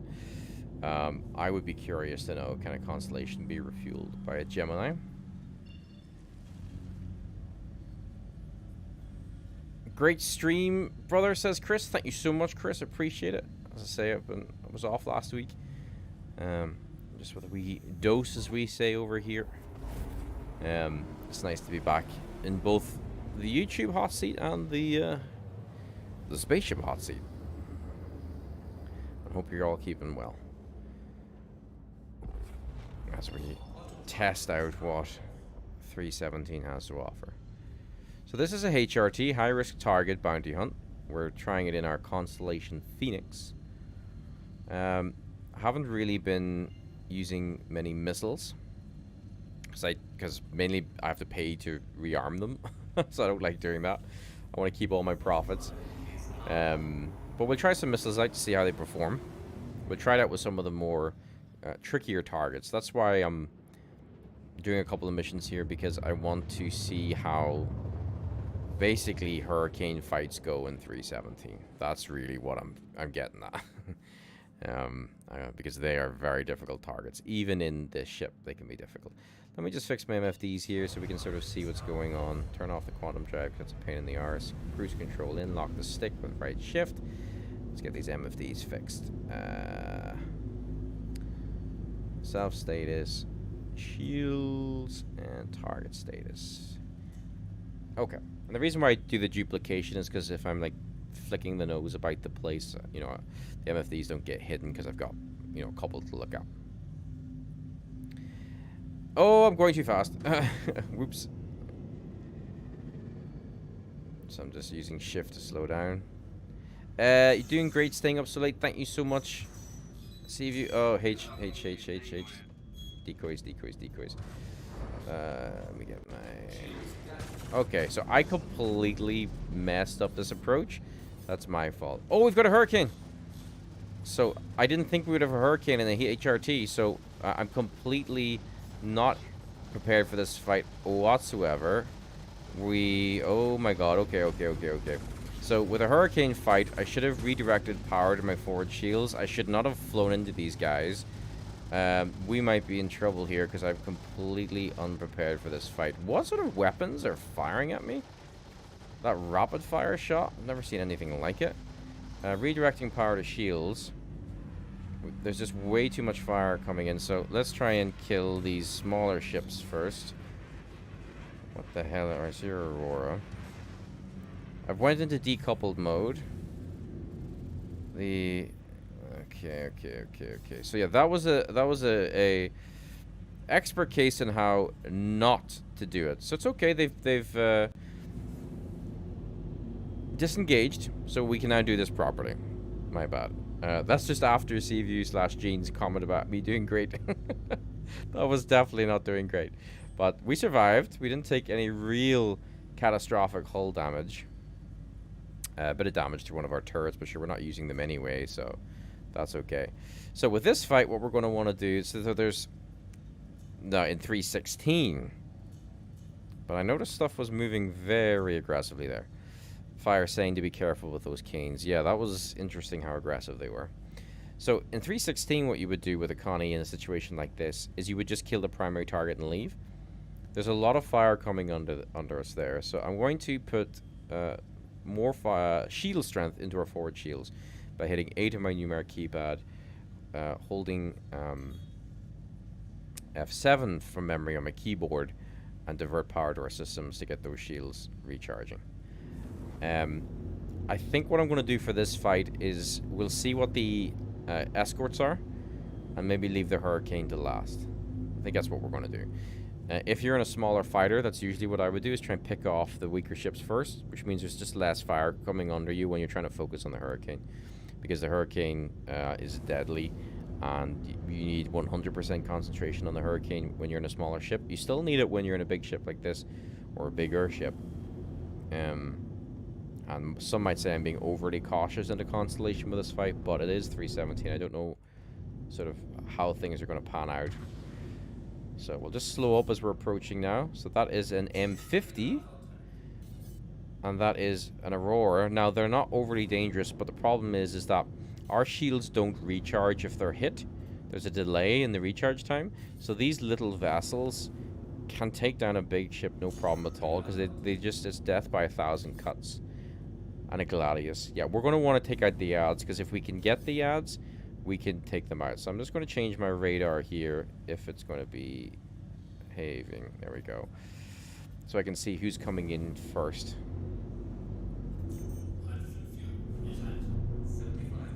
I don't mind about hydrogen, not fuel, that's fine. So I'm just being a wee bit cautious because, again, it's been a while since I played the game, period. And I don't know what the fights are like in 317. And they're all coming in at the same time, which is not good. Don't worry about missiles. I'm not worried about missiles. Okay, so there's a wee target there. Getting the comm bug. Right, M50's down. So this is a much better way to deal with it. We've got the Aurora in our sights. Don't worry about the shields. Not going to do nothing to the shields. And then we've got the Herc coming across now. So there we go. Nice. This is far more like it. Just take a few extra minutes to get in position. Not even minutes, a few extra seconds. Now, this is something I noticed. See the way they were all staying away? The minute I targeted the Hurricane, its escort then charged me. I've noticed that with the AI. You know, when I was looking at the Hurricane, it was staying away. And the minute I target the Hurricane, boom, it starts flying right at me. So now we've got the Hurricane. Now, even with 317, I'm going to be a wee bit cocky here. I don't see the Hurricane bothering us too much. We've got 40% to our forward shield. I don't think we're going to have a problem here. But the Hurricane, one of the most dangerous ships in the game since 316. We're going to see if that's still the case in 317. Especially in atmosphere. Gimbals, I find, really struggle with Hurricanes. Especially in Atmo. So I want to get to about 15,000, 1,500 meters if I can be, yeah. And then just reverse thrust, because the minute we engage, that Hurricane's going to come right at us. Sometimes it'll run away. Now this is very cool. Do you see the Hurricane? See, it's only got 2 shield faces, because it's using size 2 shields. It's the first time we've seen it this evening, because I haven't flown a ship with size 2 shields. Yeah, no problem at all. We've got him. But now, look at my shields, 29%. So we did need that reinforcing. I would be sweating a bit more because we've lost 11% on that forward shield. So I'm not even like, I'm just playing with them a bit here. Yeah, see, we're down to 27%. And this is what you don't want, a Hurricane like zipping around you like this. Just check our elevation. But the Gimbals do seem to struggle a bit with Hurricanes. Now, it's interesting. It's not just flying aimlessly at me. It was trying to get around me there, but yeah, no problem. Once we tackle it in that manner, take a little bit more time, I'm happy with that. Not the first careening into the middle of them, which was just a pilot error, not a ship error. All right, that was good. Okay, so now hopefully we'll have the mission for my bread and butter, which is the VHRT certification. So we'll give that a second to load. Let's just have a look at this lovely game as we exit atmosphere. And I'll just have a look to see what you guys have been talking about. Amazing. Okay, so what are we saying? Joshua just got to ArcCorp with a full Starfare if you want to refuel after this fight. Yeah, I think Cat's also bringing out the ArcCorp. The ArcCorp bring out the Starfarer, but I'm happy to get multiple refuelings. I am low on Hydrogen and Quant.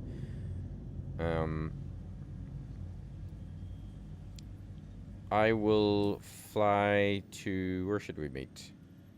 We'll do a quick refuel so we can show everybody in 317.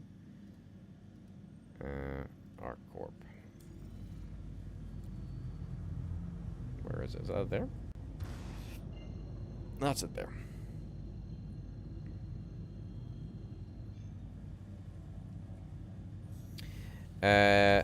Seaview's asking, too bad they won't follow you out of Atmo.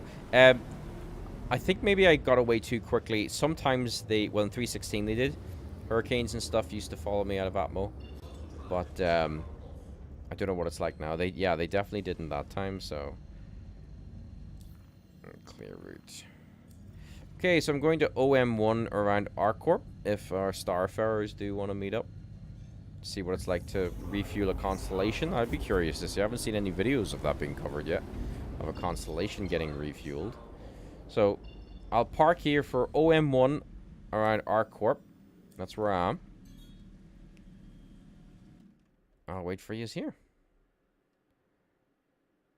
Look at the coolness. Gonna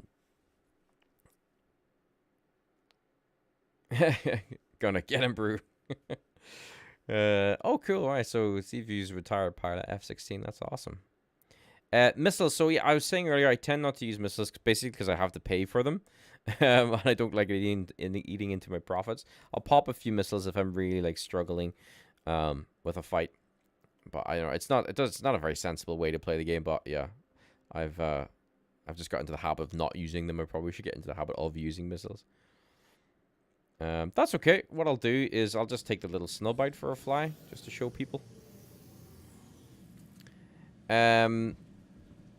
Blue Outrider, I think their center turret isn't able to be damaged. They're annoying on the Hurricanes. Yeah. VHRT time. I know, I can't wait. We'll see what it's like to refuel this in space. I think it's going to look really cool. And for now, what we'll do is we'll just take out the little Snub. Just for those of you that haven't seen it. I'm sure a lot of you have seen it before, but it is pretty cool. And this ship is just a great ship to have in the hangar.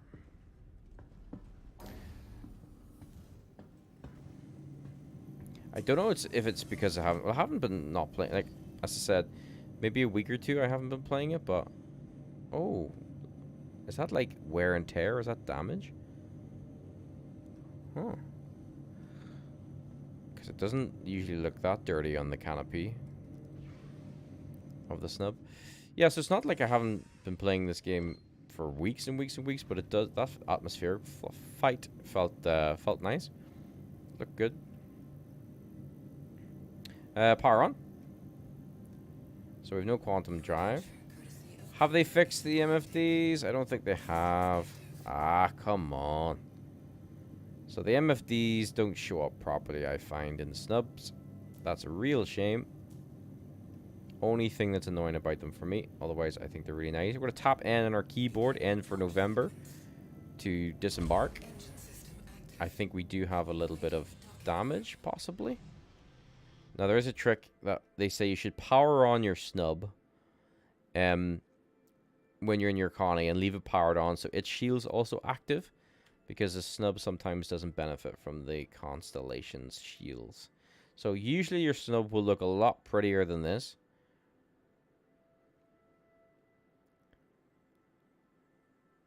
It's nice though. I do like the Emerald. I might take it, show you that later on.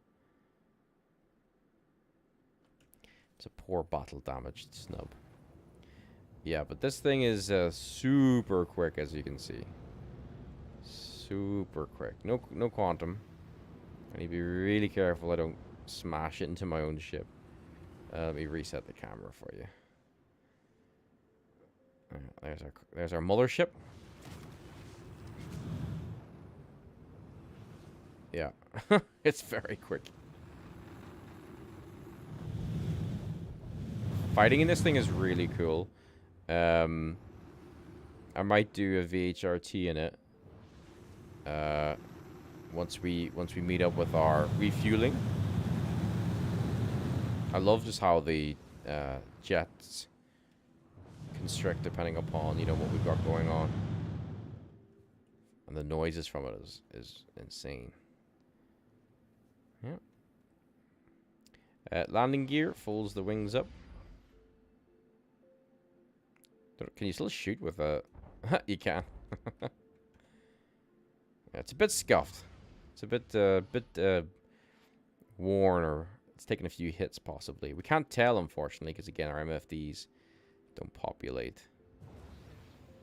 But yeah, let's redock it. I just wanted to show you that for a brief second.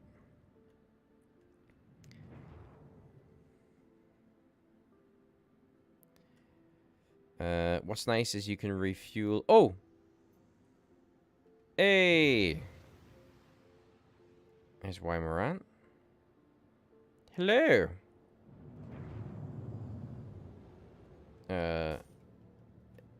In probably one of the most important ships in the game right now. It's our little refueling ship. Gotta love that about this game. Randomly floating above a planet. And we've got a refueling ship ready to help us out. 2 refueling ships, because I think we've got Cat coming as well. We're going to have an abundance of fueling ships. And there's actually some nice guns on the Starfarer as well. You notice the turret at the top? The guns on the nose of it. And you can see there's the refueling arm just at the back of it. Yeah, that's cool. Damn, I love this game. Alright, well, I'm going to dock up.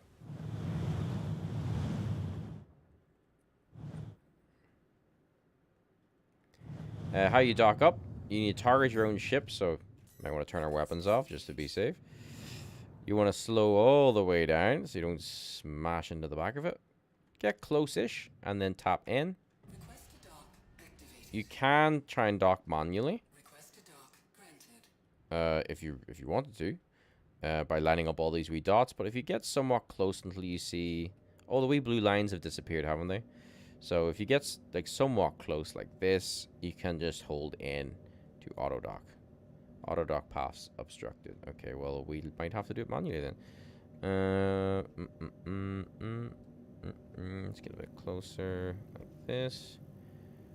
And still a little bit fiddly. Try in now. There we go. Just needed to get a bit closer and then hold in the auto dock. I mean, I don't really think it's immersion breaking. A lot of sci-fi shows. Yeah, I'm going to turn off the engines. But I'll leave the thing powered on so my shield's in there. You know, a lot of sci-fi systems and shows have tractor beams and stuff that pull the snub in. I think that's fair. Okay, so that is a lot of fun. We might fight in the snub in a little bit. But we're just going to test out refueling with the Constellation. So we already have one of our brew crew members here. I know we're waiting for Cat to arrive, so we might try multiple refuelings.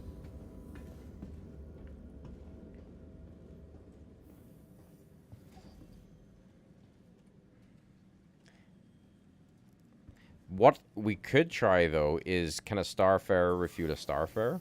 If we've got two of them about to arrive, that would be very cool. Oh, do we have? Let me see. So, that is... Whose is that one? Don't see a name. Why am I not seeing people's names? It was a minute ago. This is very cool.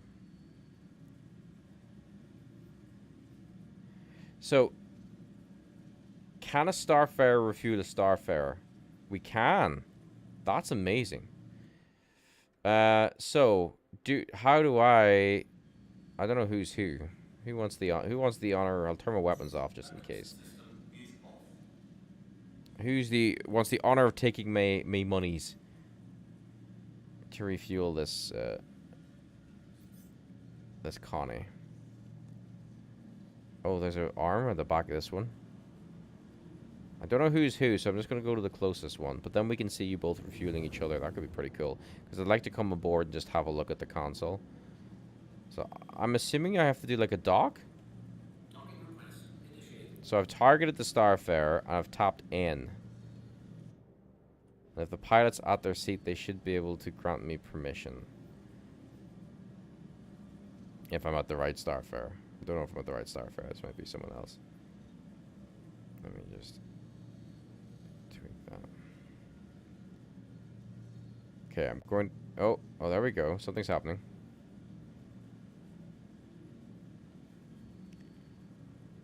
Oh, what the... See the wee nose is coming out? Or the... Docking request initiated. I think it's a docking request you do. Docking request approved. Oh, here we go. Okay. So... we need to go down... and then over. So you could do it manually like before, but I think if I get close enough... I'm actually pretty green on all the points, funnily enough. But if we get close enough, we should be able to auto-dock. I'm going to slow way down. My speed limiter is way too high. Okay. So we need to come over left a bit.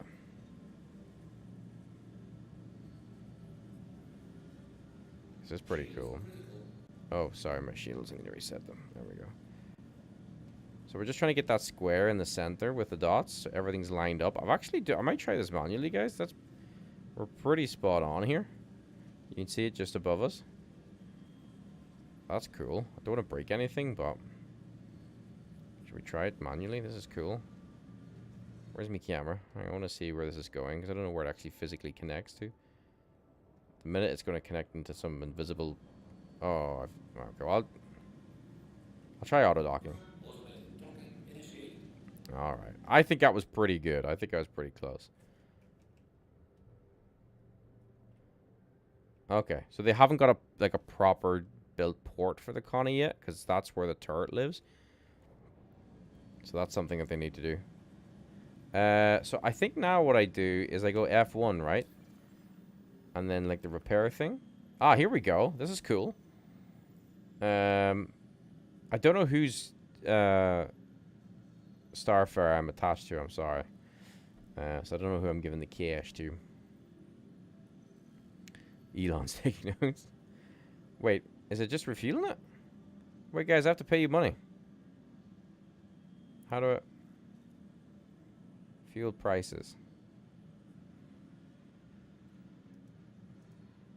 Select fuel amount.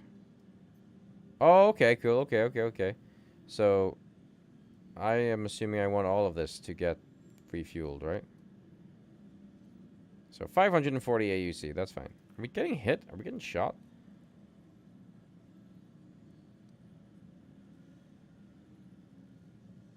Is that refueling me? Hang on.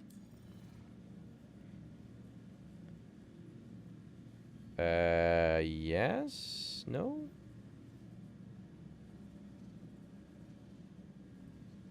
It looks cool as hell, though. Like, look at this. How awesome is that? Does anyone know off the top of their heads how much a Starfare is? Can you buy it in game? I just want to be a fuel person. Refuel in progress. Do not left off. Oh, wait. Our quantum just shot up. Okay. Oh, it says refueling in progress. That is so awesome. It's this sort of immersion that's just... I love. Oh, hey. We've got... Is that fire in their saber? If it is, hello. My hydrogen's... My quantum's full, yeah. Hydrogen's, not full. Do I have to drag this one over too? It says refueling in progress. Probably just taking a little minute. Oh, there you go. Your transaction succeeded. Oh, but my hydrogen isn't fit. Oh. Oh, wait, what? Oh, okay. So, while I was in the menu, it barrel rolled me and spun me 180. But that's just the extra services you get when you refuel with Starfare Corp. You get a little roller coaster ride to say thank you for your business. That was a lot of fun. That was really cool. So now the question is, can two Starfarers refuel each other? I need to make sure I'm not accidentally smacking anyone because we got a few ships around here. Oh, it's not fire. Who's in the saber then?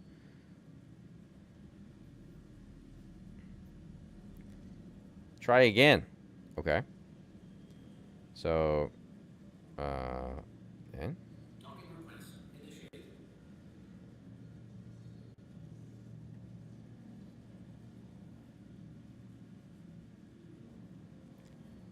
power to shields just to be sure.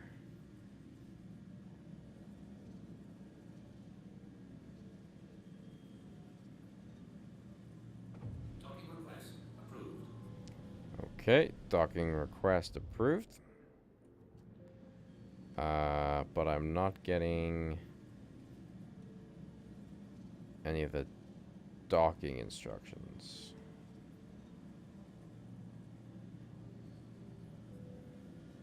Oh, hi, gonna. Could have a friendly saber protecting the refueling. Alright, there we go. Okay. Okay, so down we go. Can I just auto dock from this range? There we go. Now you can see that. That's so cool.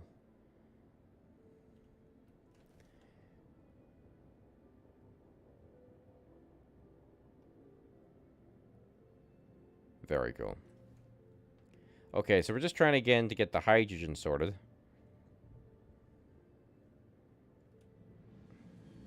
Alright. So now I go F1. And vehicle maintenance. And I'm assuming I drag this. Confirm purchase.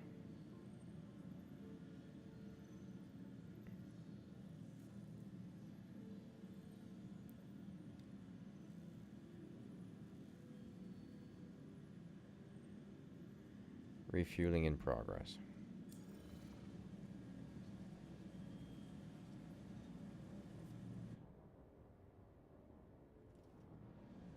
See, this sort of stuff fascinates me. This sort of immersive gameplay. Hey, look, it's working. Nice. Thank you very much for the oh, it's because I didn't drag that last little bit. There's another little bit. So, what this tells me is these are my tanks, right? So I must have 2 tanks, which my hydrogen is split across.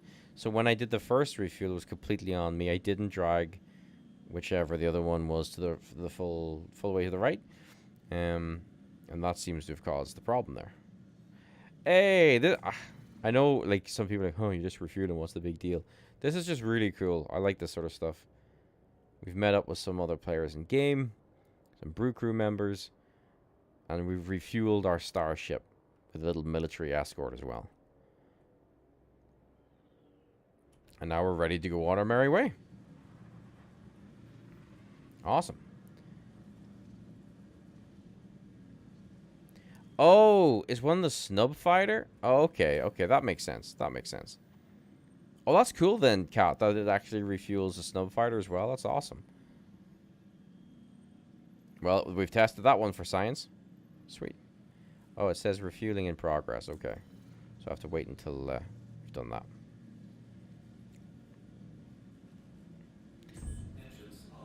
Oh, wait, what? Oh, we did the 180 again. Well, I don't know what it's like on your guys' screen when my ship does that.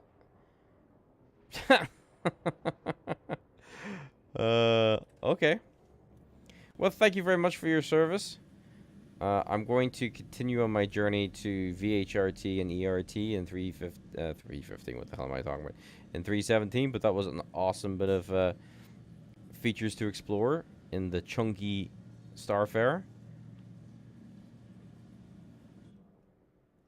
But I'm going to continue on my merry way. Thank you very much for the refuel. I appreciate it. Now, let's see if our certification is ready. Yep. VHRT on Daymar. That's where I want to go. Back to Crusader. Thank you very much. And I'm nice and full of fuel, so I'm ready to do just that. Okay. So I have been here in chat that the VHRTs are trickier. So we'll experience that together. Just leave that there as a cool little shot. 180 gets the air to the tanks.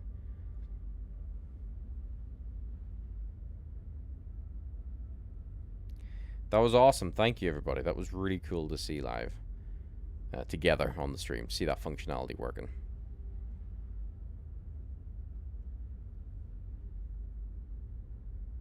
You have to give me perms. Okay, so very high risk target. We've been on stream. Let me see. I've got stuff hiding stuff. Hang on. Why can't I see where we are? Quite a bit. So 2 hours 48. So we'll get our VHRT, our ERT. I kind of want to do the lake, but I know that I'll be like an hour at the lake at least. Yeah, I think we'll just finish with the bounties, and then I need to just keep an eye on the old energy levels. So I don't want to burn out and then not be able to play, because I want to get back into the habit again. On Discord, we try and do... Well, the guys are super active on Discord, which is awesome. So there's usually people about most days if you want to do something or ask questions or chat. I try to get on every Thursday evening around... Depends on the day. It's a bit more random, but around 8 p.m. Sometimes it's a bit later. UTC. So just a little chill evening of doing random stuff, or even just chatting, shooting the breeze. And then, of course, streaming every weekend. I have no doubt that at the end of the month, when the ship sales go on again, I'll get back to making more sort of featured videos. But I've just been enjoying the sort of more relaxed nature of the stream and interacting with you guys directly. It's been a lot of fun. I'm continually bowled over by this game, especially as I was saying, I was watching a lot of TNG recently, getting that sort of space feel, and it's so much fun to be back into it after a week's break. Like, just look at everything that we're seeing here. It's just silly. I want to remove my little logo for now, just so you can see the full immersiveness. Alright, little brute. Off you go for a second. There we go. Crusader coming into our view. It's like a friggin' episode in some sort of sci-fi show when we're panning around with the camera like that. Alright, we need to get roughly in our 50,000 or so.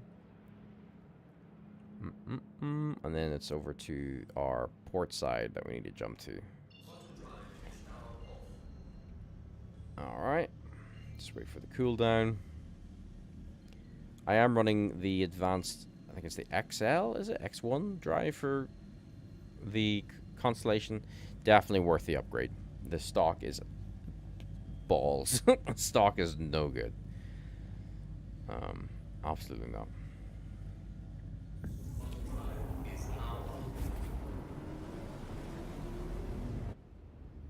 Oh, gorgeous. This will be an atmospheric, so this is the VHRT we're doing, right? I'm very curious to see how this goes. I do not like doing atmospherics at night. I've smashed into a lot of planets that way.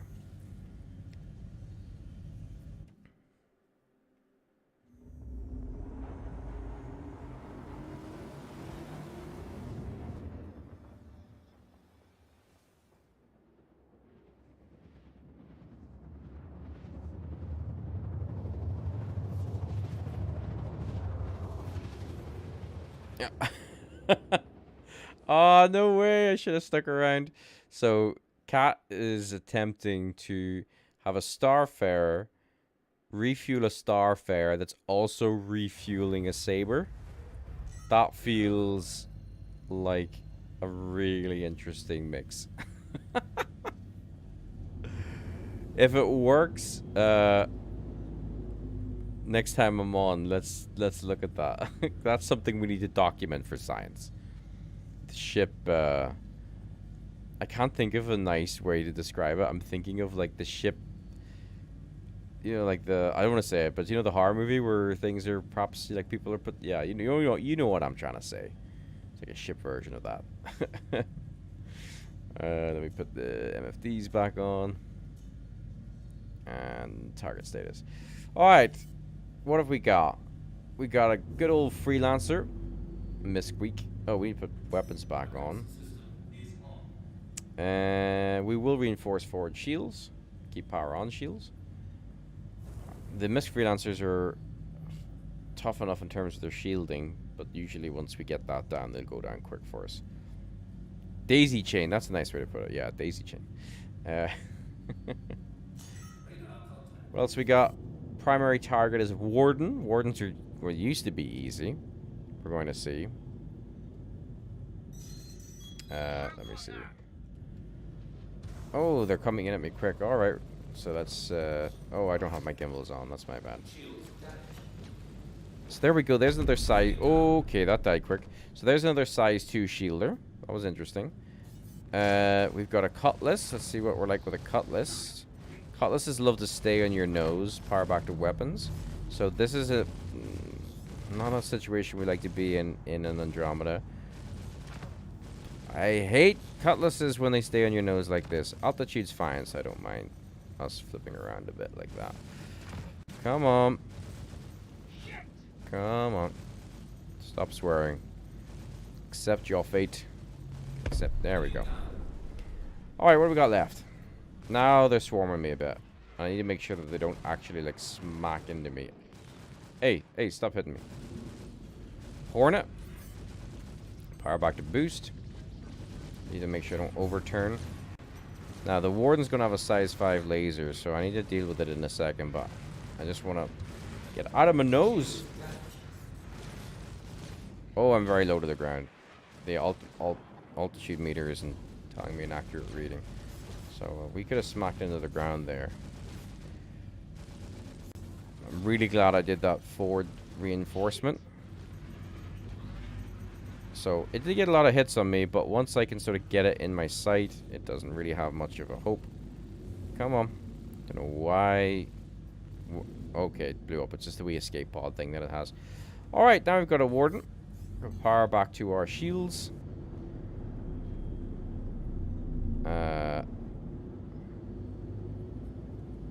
We should be able to finish this one off in style. Third person style. And then we will try the ERT. Okay, so that's the size 5 it's shooting at us. Oh, I'm probably not even aiming anywhere near it. There we go. Yeah, we're too far out of range from each other. Oh. Okay, let's try killing it third person. Oh, okay. It's gonna be difficult third person, even with the gimbals assisting. Goodbye. Hey, that looked really cool. And there off we go. How much damage did we take? No, shields held up quite well, even with that size 5 gun on us. Lovely. We need to have a report of the daisy chain refueling, how he's got on. So we've got one more mission to do. I think that'll be a nice place to finish this evening's stream. Shorter one than usual, but as I say, I'm just finding my way back into that that pace again. 317 so far, before I, you know, bring up the feature demons. Seems to be working. We had a wee issue at the start, but it seems to be working. We've done some refueling, which was awesome. Impromptu refuel. We still got lots of stuff to do. Ground missions. We need to go find the lake. We need to look at the Hurston clouds. But I think the last thing we'll do tonight is we'll get all our certifications ready. So next time I'm on, I can start earning some money. Because I'm low and I want to buy the Argo Raft, the Starfare. In-game, lots to do. Okay. Last thing is the Master Tracker license, the ERT, against the Hammerhead. See if you're saying, dude, that was cinematic. Yeah, if we're against an easier target like the Warden, I definitely enjoy doing those cinematic shots. All right, we're going to take on an ERT. Oh, no, it's in another system. Okay, that's fine. We've got a lovely quantum drive. I don't mind jumping around systems. Oh, it's going to be an atmospheric ERT. Interesting. That's fine. Altitude. The altimeter is not giving me accurate figures there. Actually, it seems to be balls. 559, yeah. Seems a little bit scuffed. That's okay. Let me take that off. Jump to our marker here initially. Don't know what it is. The Connie feels like it's rolling a bit better. I don't know. It's probably just me not being playing for a week, but it does feel I'm enjoying flying it this evening. It's been, yeah, it's kept me alive, even with some colossal mistakes. Connie has kept me safe. I always like trying to find different camera angles. I did say I would do a fight in the Snub, so maybe I'll do a wee Snub fight as well before bed. Possibly. Trying to find a good angle.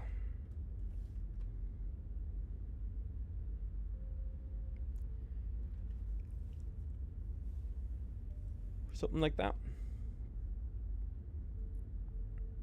I am really looking forward to the ship sale event at the end of the month because there's the rumor of the Scorpius.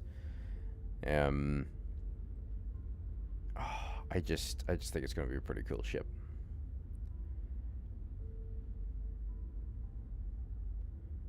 I was chatting to one of the brew crew members, Willie, about it, who's also loving the idea of the Scorpius. Just having like a wee fighter wing, 3 of them. The X-wings of Star Citizen. And we'll put it through its paces. We will absolutely put it through its paces. You know, how maneuverable it is, its sort of hit profile, its cross section. It's not going to be very well shielded, I don't believe. It's kind of like glass cannon in a way, but it does have superior firepower. So it'll be very interesting to see how it performs.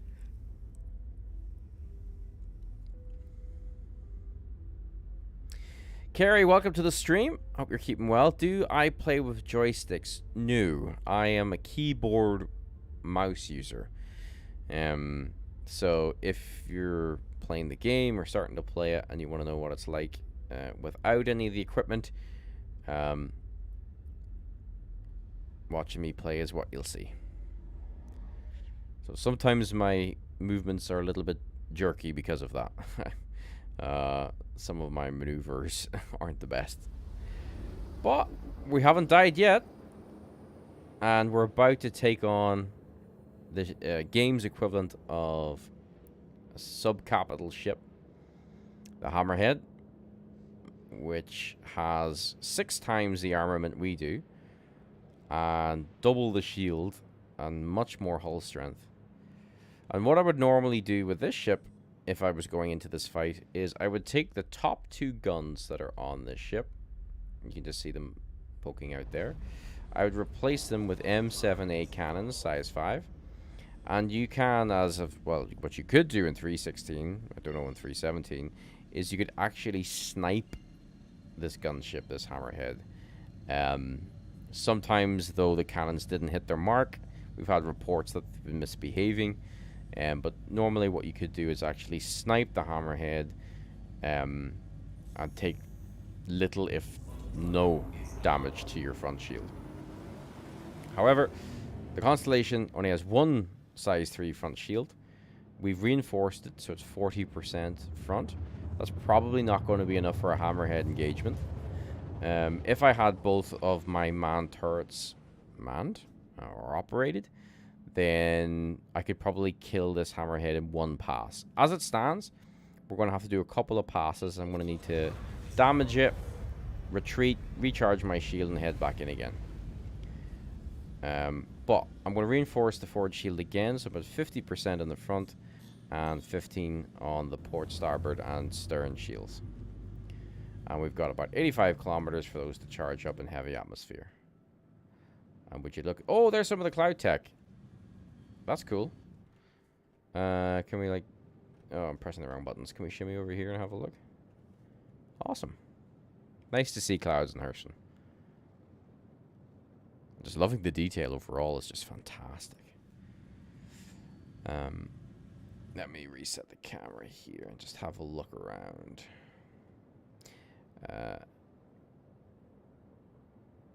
Very nice. Our ship's held up well in the fights. Our little snub's a wee bit scuffed, but it seems to be okay. Taking a little bit of damage to one of our turrets. But we don't have any crew to man them anyway, so it's no loss there.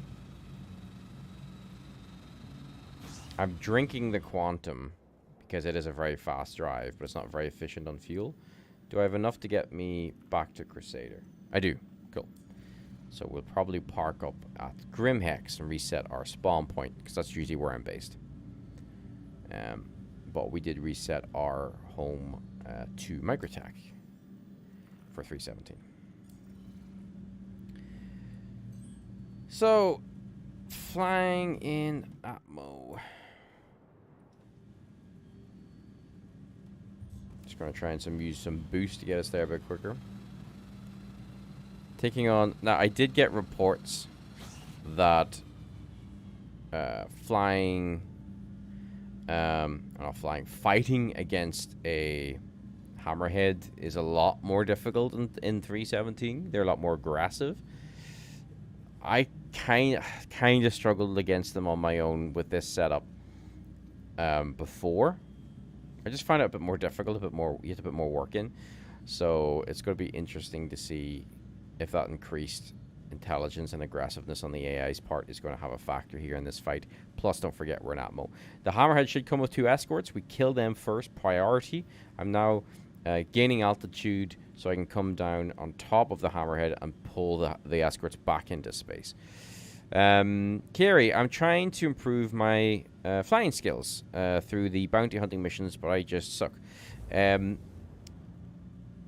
I could barely take my ship out of the pad when I first started playing Kerry, but that's exactly what I did too. I just did NPC bounty hunting. I flew bigger ships like this one for a long time, and then I finally bit the bullet and went into smaller fighters, and it is a lot of fun to practice in. A lot of fun. But yeah, there is also a lot of deaths. But keep at it. I don't know if you're flying keyboard, mouse, or sticks. Either or. I think it's just practice makes perfect. And I'm no Top Gun pilot or anything like that. I make a lot of mistakes. But when you get those kills, even against NPCs, it's a lot of fun. Nice one. So, Kat saying the Hammerhead they thought earlier on was not aggressive. I'll take a handy enough kill. I don't mind. Here, do you see that in the distance? Do you see that smoke? Is that like a derelict? Maybe we can investigate that afterwards. Do you see that? That's fucking cool. So our Hammerhead targets maybe spawn on top of a derelict. Old dog flying, how you doing? Good to have you in the stream, old dog. I've been enjoying it so far. The graphics, like the lighting effects and everything, is absolutely beautiful. And other than a little blip at the start of the stream, it's running really well. We did some refueling, impromptu fueling over ArcCorp. I'm just getting my certifications back for bounty hunting. I'm having a sort of more quieter stream tonight, just because the whole, you know, the energy levels were a little bit up and down over the past wee while. And I feel really bad because we've got loads of people on Discord, but I hope you guys are playing the game with each other and getting up to bits and pieces in 317 PU. And hopefully we'll be back to full strength next week. We're just going to take on a Hammerhead, though. I am Dave. Welcome to the stream. Playing in general, I think I joined around 2018, 2019. I took a break from it, so 312. And then I came back for 314, which was, what, mid last year. So, total time, I don't know, maybe 2 or 3 years. Playing this evening, we've been streaming for 3 hours. Usually I would do like 6-hour streams and longer, sometimes 9-hour streams, but I haven't been very well recently, so I don't wanna do too much. So we've got our Hammerhead. I'm just reading the cat saying they have doubled the Starfarer's health. I thought you said the Hammerhead. I was about to freak out there for a second. Nice. Kerry, I'm playing with keyboard and mouse. Do you play PvP Arena Commander? I'm not much of a PvP player, Kerry, so I haven't had a go at it yet. But it is something I want to do just for practice. We've got some really good PvPers in the Brew Crew, so I'm going to rely on them for tips and things like that. And they've got lots of great other content creators that can like provide tips and tricks that they use as well. Okay, so we've got a Hammerhead, 1 Hurricane,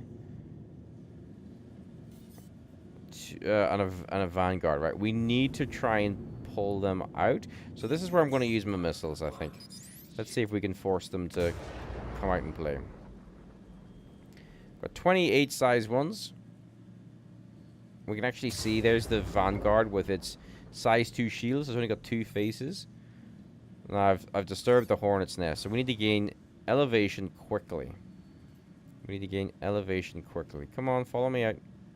Come on. Come on, come on, come on, come on.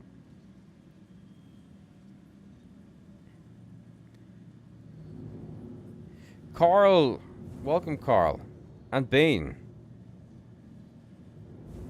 Did mission level reset? Mission level. I am just trying to draw out the ads in a master tracker license for ERTs. If that's what you mean.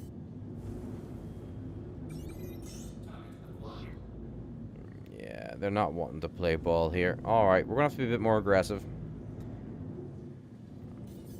Priority is the Hurricane, because we're in the long haul with the... Ah, balls. Shields are overheating. That's not good. Right, no, I need to get in here. Yeah. Okay, that's the warden firing off. Got something for you. Okay, the warden's coming in quick here, just below us. Or is that the hurricane? Oh, the hurricane's up here. Right, that's fine, hurricane. I just need to take you out and then be on my way.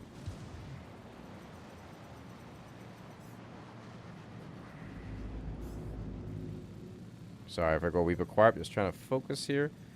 Come on, hurricane.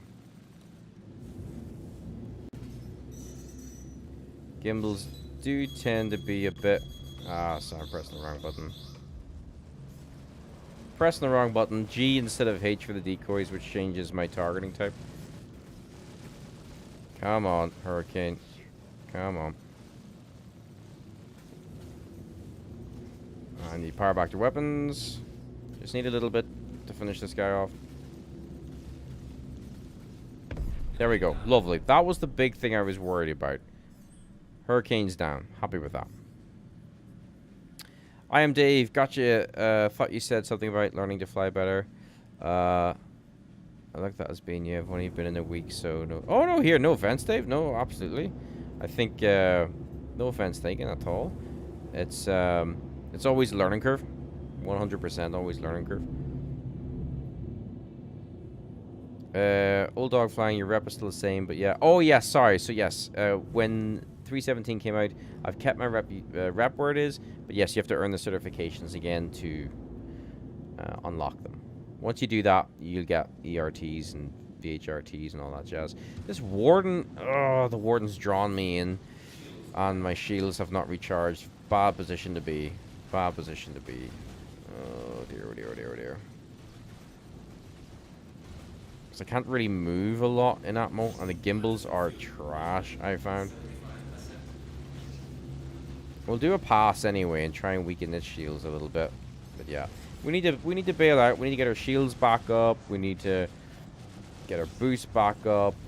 But luckily, we should be able to outmaneuver the hammerhead. Power back to shields.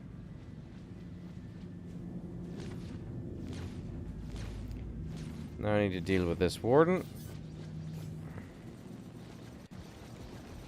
Alright. We third person kill. Oh. I'm rocking a bit here. Hang on. Come on. Come on. I know shields are damaged. There we go. Okay, power back to shields. We definitely need to increase our altitude. Yeah, about, there's an old dog flying there. It's about, fixing up the certifications. You have to redo them after every patch, absolutely. So, I am Dave. You said you've been flying for about a week. How have you been enjoying it? Have you been finding it? What sort of gameplay loops are you doing? Are you, like, doing bounty hunting, trading? I always like to talk to new players because I think it's nice to get your guys' experiences, you know, your frustrations with things, get your perspective on it. Sometimes those players who've been playing longer, we get used to certain things that maybe we need to report back on, or maybe there's gameplay loops that we haven't even thought of and that a new player would have. So yeah, I'm always interested to hear your guys' feedback on how you're finding the state of the game.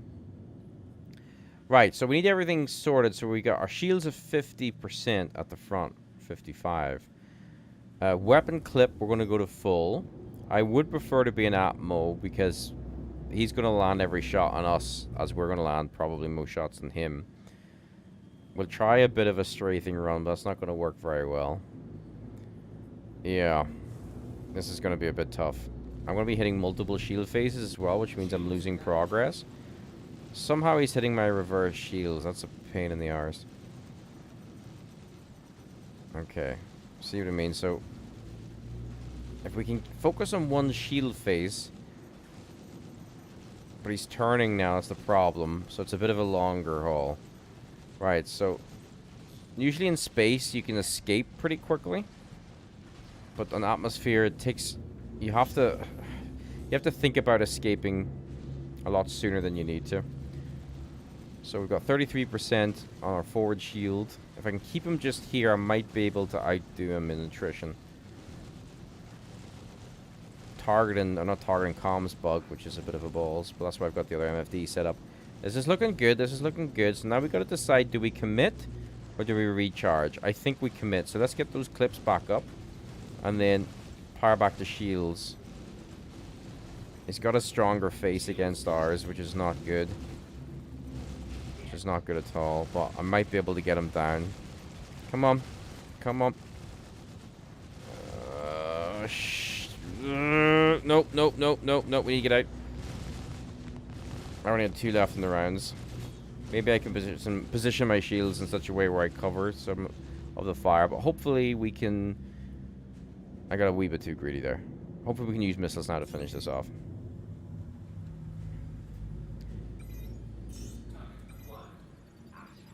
Alright.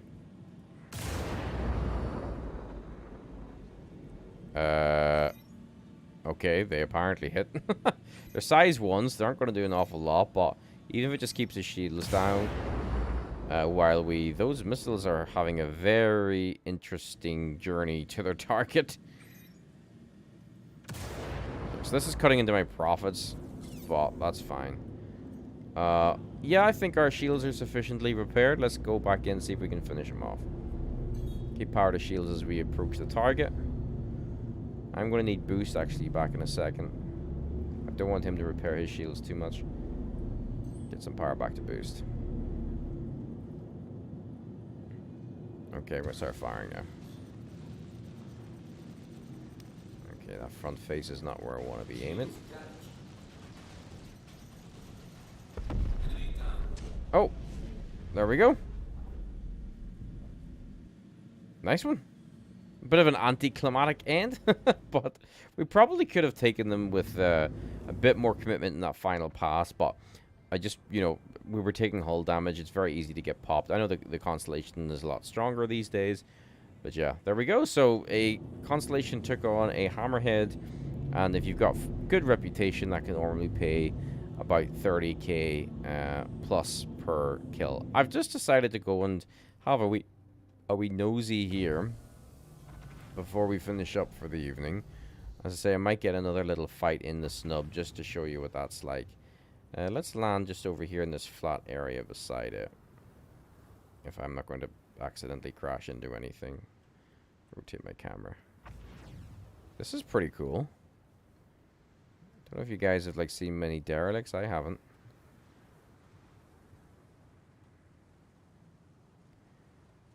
Yeah. I far prefer doing ERTs in my 600i because of the 3 cannons. They can snipe the Hammerhead because its rhinos can't hit the 600i because the M7As can fire around 2,000 kilometers, 2,500, which outrange the Hammerhead's guns. But that was fine. We did it. We survived. Well, we survived little bit of hull damage.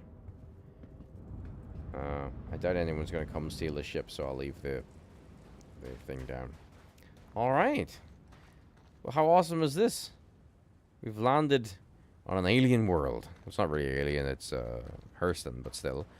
And we've just come across... Well, we've just had an epic fight in the skies. And I've noticed a plume of smoke. And we've come down to investigate it.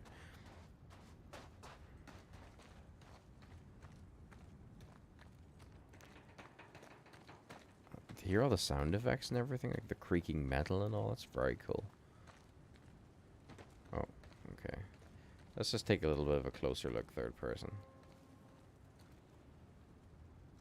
Fascinating. It brings me back to when I first started this channel. We were doing a review on the Avenger, and there was a similar, like, crashed satellite or something. I think it's just here for decoration, but this sort of stuff is amazing. This is the things that will bring more life to the verse. These little random Ooh. Can we get up here? Or no? Hup. No, I don't think so. Unless it's one of those things that you can approach and climb on. You know, where you can, like, vault over. Don't think so. Looks like you could go inside, though. Very cool. Yeah, I think this might just be decorative. But it looks awesome. All the same. Oh. I think we've just got bad weather. That's why Little Brew here is rolling all over the place. No survivors, I'm afraid, at the wreckage. Nothing for us to scavenge. Our last protocol for the evening to finish the stream is to take a little fight in our Snub fighter. And then head off to the land of space dreams. We just need to find our bloody ship again. Over here.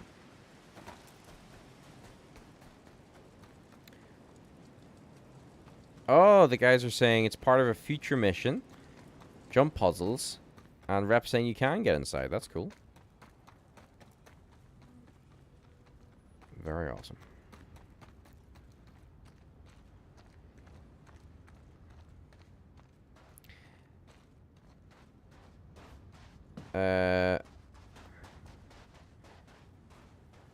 Bane saying that they're still kind of new. Only a month in game now. Welcome. Hope you're enjoying it, Bane. Bought a Hornet Ghost and can do HRT, but cannot do VHRT or ERT. And Old Dog saying, maybe Bane, not sure if you can put the gun in the Ghost.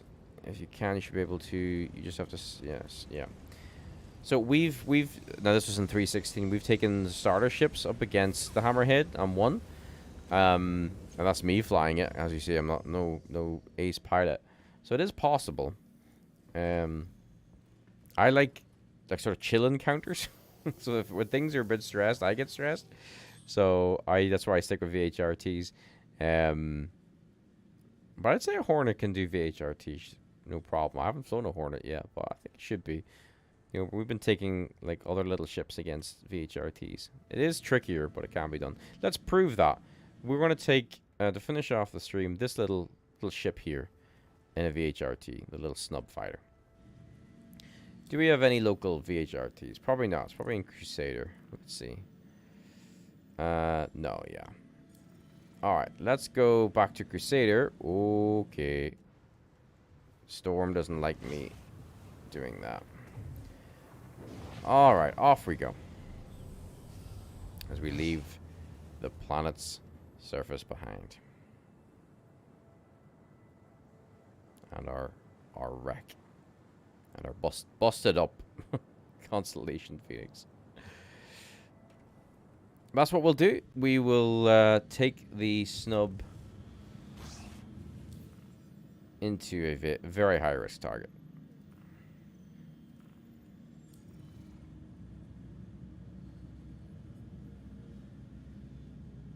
Oh, the spinal gun mount lets you put a size 4 gun on the top. Ooh. That would be, yeah, on the Hornet. That's cool.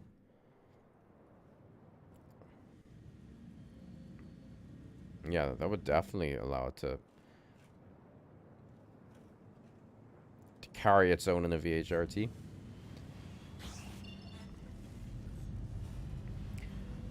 Okay, we just need to exit the atmosphere, so we'll just do a tighter incline. Escape incline.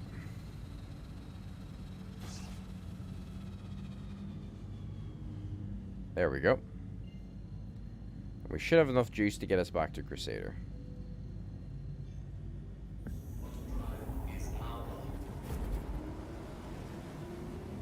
Let's just inspect the damage while we're doing the final jump of the evening. Well, final cross system jump. If you didn't catch it, we did do refueling earlier. That was a lot of fun to be able to do that. We had members of the brew crew come up and refuel our Constellation. Yeah, we got some damage. Few blaster hits. Some wear and tear. Energy burns. Oh, I'm inside the ship. That's not good.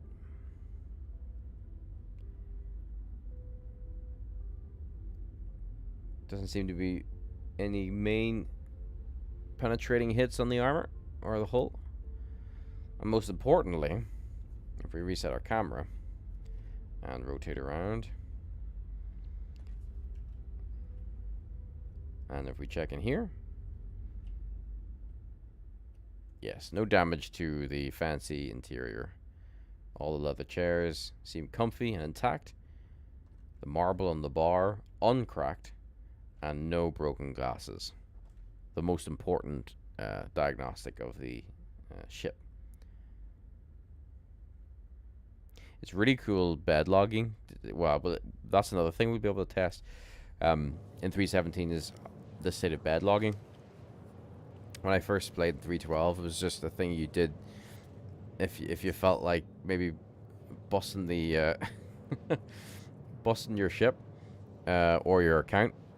And I got one infinite load, maybe two, from bed logging in 3.16. But up until that point, it was actually pretty good bed logging. It was so fun and immersive. I'd park my constellation at an OM marker, pop into the bed, wake up, continue doing my gameplay loop, which was bounty hunting, and it was awesome not to have to wake up at a station and summon my ship. Just be in my ship, actually where I left it. I think that's a massive part of the immersive gameplay loop, and I really enjoyed being able to do that. I'm also going to enjoy, let me reset my shields here as well. Taking this little snub out. I have to make sure I think in a bit of a different way about how I fight in the snub. It's like never move. You have to keep on moving is important with a snub fighter. Let's see if we can get a fight though. We spent quite a bit of money getting those certifications. I'm down to in the 500,000 mark, which is not good. I might need to do my Crusader verification. Yeah, okay. We'll do the Crusader verification. And that should then allow us to get a VHRT. We could try it in the snub. Where is it? Or am I not seeing it here? No? Did it not accept? Let's try that again. Bounty hunting. Verified freelance bounty hunter. Crusader. Yeah, it should be fine. There we go.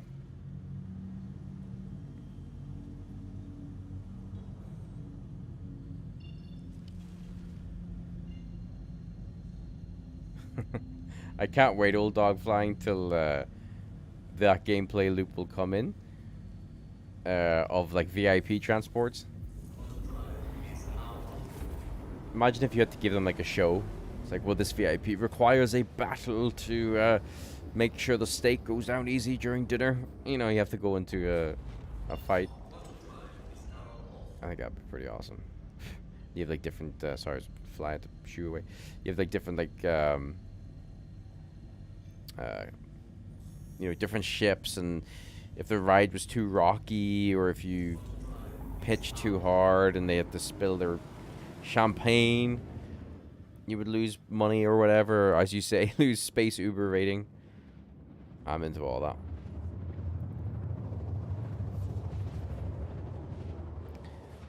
that. Okay. So, because this is atmospheric, we're not going to... What's those little fluffy... Do you see that fluffiness? Let me reset my camera. Like smoke. We won't be able to do a snub for this one, but I'll just kill this quickly. And then we'll do a snub. And then we'll finish up. And we'll bedlog. That's pretty good. We're about at the 3.5 hour mark. It's 3 a.m. in Ireland. So it's a good time to start closing down for the evening. 3.17 so far. I haven't explored a lot of it. I've sort of explored the stuff that I like to do personally. And hopefully this has been interesting for you as well. As you can see, touch wood, so far the game is running smooth. And that's all what we can ask for, considering where 3.17 was at. It was a wee bit sketchy. Oh, we've got another player there. Okay. Gladius, yes. Okay. We could deal with the Gladius. An NPC one at that. I think we've got someone doing a bunker mission down there now, which is pretty cool. So, yeah, about 1500. Here's something with your name on it. I deployed decoys, but they didn't want to behave. Gladius is down regardless. We took a bit more hull damage. I thought I saw a blip of another player, but maybe not. Do you see the body flying out of the sky? I think it's the Gladius pilot's body. You see that? Yeah, he landed down there. He's literally down. I'm going down and have a look. Do you see that? Where'd he go? Where'd that body go? I want to find that body now. Oh, I think I've lost sight of him. No, there he is there. Oh, no, he just disappeared. He was literally just there. That's hilarious. I've never seen... Oh, no. There he is. Guys, I'm going to have a look. Hang on. Don't disappear, body. Oh, I think he disappeared now. Well, that was very random. Very, very random. But okay, first time for everything. Yeah, I don't think there's another player here. But I might have seen a ship or something. Okay, so we need a space VHRT. So I can show you the snub. Cat's saying we need 4 to 5 starfarers refueling each other. We need a starfarer reception. The starfarer daisy chain. Very cool. Loot! I know, I've left behind the precious loot. That's alright, the planet has consumed the loot now. Okay, let's see. The ships now last for 30 seconds. Oh, okay, here we go, here we go. So VHRT. I need one around Yella. Selen's gonna be another atmospheric. Which is no good. There's a trick where you could accept and then abandon. Don't know if that affects your rep, but I do it all the time anyway, so. Then it's not letting me abandon it, so okay, there we go. And then hopefully it'll come back up again. It doesn't say I have to accept it first. Yeah, there we go. Okay, so we can do a snub fight. So this is going to just show you... oh, crap, my water's down at 28%. Thanks, cat. Yes, we need to get water. We'll stop at PO after this fight, then. We'll not bedlog. I need to find my way around this. We'll jump over here.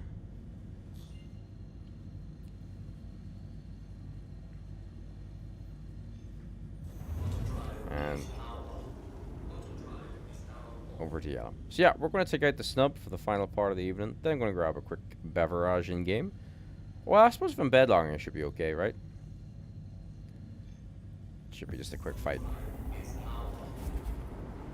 That's true, yes. So you can get the Korea fights as well, says Cat in chat. So yep, Selen's not always atmospheric. Very true. Same with Yella. Yella's sometimes atmospheric as well. But we're lucky in that this is an asteroid fight. So I'm going to get the mothership, as in the constellation, by 20 kilometers from the target. Because otherwise I'll lose sight of it. Now you can use boxes and stuff to create like a beacon, so you can find your mothership again.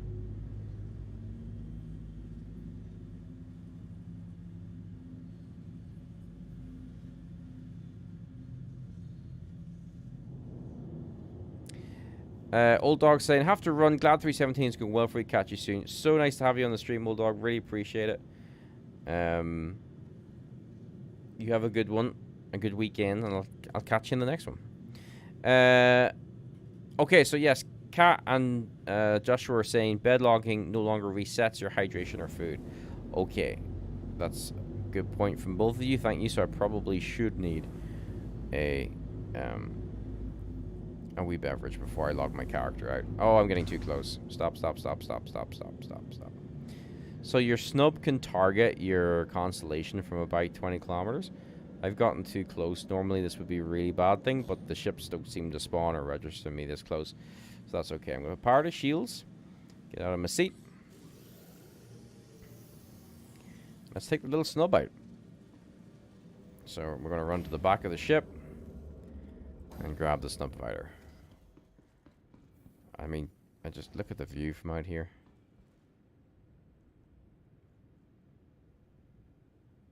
Crazy.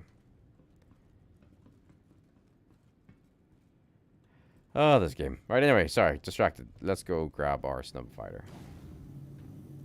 Now, what I have had happen before is that a feckin' missile has targeted me and blew me up before I had a chance to,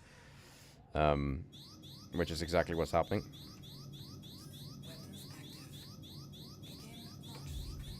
I'm firing decoys. I don't know what that noise is, why there's an alarm going. That's going to get really annoying really quick. What? Yeah. Got... What? Okay. Sorry, that's really annoying. That's like someone's fire alarm going off. Hang on, let me leave the ship. Bloody hell, that was frustrating. Bed log, don't log off in a station. Every time I do, I wake up at EH. Oh no, and then it's back to 4 FPS. That's frustrating. I hope... If I'll just mute the... Don't worry, I'll mute the in-game if it doesn't behave itself. I think this kind of looks like a starfighter, the snub, from certain angles, doesn't it? Like a Jedi starfighter.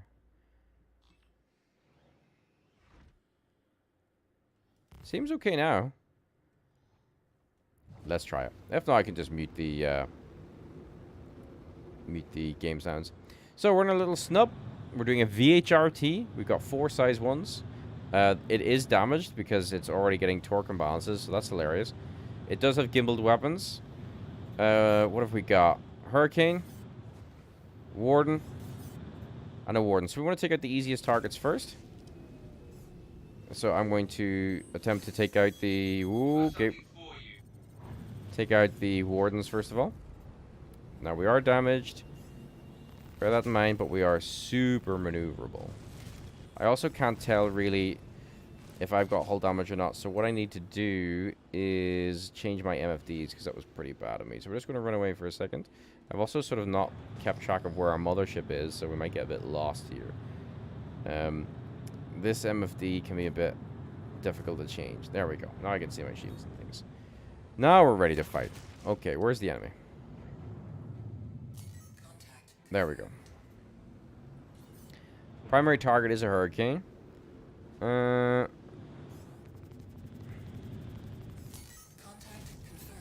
don't really want to be tangoing with a Hurricane while Wardens are on me, but we'll put some shots into it. Can't really tell what the Hurricane shields are like, unfortunately, because the MFD is a bit bugged at the bottom right. They really need to sort that out, but I'll just keep on fighting it. We are taking some shield damage, but that's okay. We are very small as well, so that's something to bear in mind. Just playing about with the power triangles, going back from weapons to engines. Now don't forget, the Hurricane is one of the most dangerous ships to fight as a bounty hunter.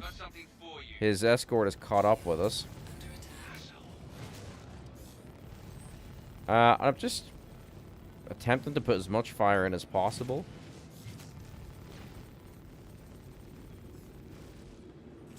And if I'm a wee bit quiet, it's just because I'm concentrating. I'm going back from power to weapons, which is on now. Power to engines. And get some of that boost back up. It's too low for my liking. Power back to weapons. Boost into the turn. Power back to engines. I really would love to know my progress on the Hurricane. I think someone hit us. Or that was torque imbalance. But we just got shunted out to the right there. Shields seem to be okay, though. His shields are back up, though, on one of the faces. From what I can see. I'm a wee bit too close for my liking. I'm seeing explosion damage on the Hurricane. I'm not flying or fighting overly aggressively or overly smart. I'm just Yeah, I'm continually getting into his weapons range, which with a snub you can easily get out of the weapons arc, I mean. But it is late for me. I'm just trying to whittle them down and probably could have ended this fight a bit quicker. Plus I've got now all his escorts in close proximity, which is not good because really the dangerous thing is actually a collision at this part as we're all flying around each other. You could get a collision and get hit quite badly. See, there we go. One of those size 5s hit me because look at my shield's down to 13%. So it just takes a lucky size 5 shot, then a missile, and then we're done. So I'm just putting some more shots in so we don't lose any progress, or as little progress as possible. Power back to engines. Our boost is way too low. I want to try and stop jousting with this guy. The nose of the snub can be a wee bit distracting at times, but I think hopefully now we might have a bit of a kill here if we just keep making progress on him. I can hear the size 5s firing off of the wardens, which is not good. But we nearly have him. Come on. And there we go. So, I wasn't flying really well. And that was fun. I've completely lost my mothership now, though. I haven't kept an eye on where it is at all, so we're kind of screwed.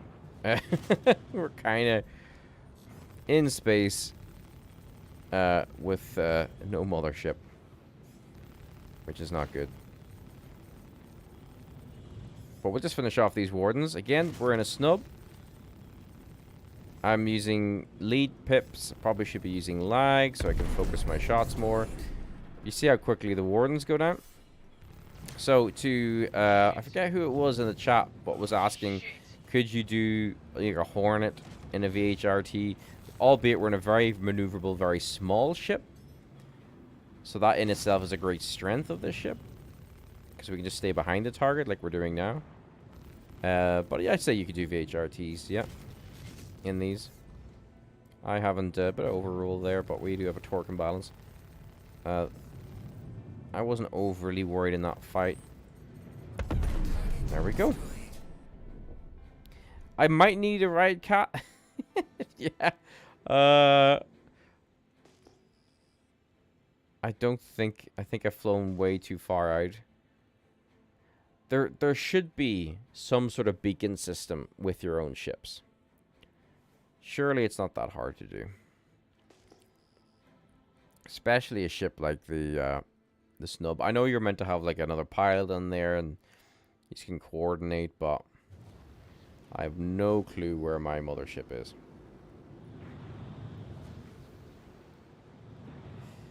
But that was fun. So there you go. Snub Fighter VHRT. Very doable. A lot of fun. I wouldn't even say struggles with hurricanes. You just need to be really on it to kill them sort of quickly. I'm waiting for one of the brew crew to come pick me up to finish up for the evening. So I will just chill here and do some maneuvers. Accept the invite. See if I can get lucky in finding our mothership, but I flew too far away. Again, just another little lack of pilot concentration. Normally what you would do is you would draw the enemy in and around your mothership. You can actually use your mothership as a bit of a distraction as long as the shields are good. And they fire at it instead of firing at you, and that leaves you just... You can pick them off. When you're not getting fired at in this thing, you can pick things off very, very quickly. A lot of fun to fly. Very noisy, though. Especially when you take the camera out here. Very noisy. Bloody hell.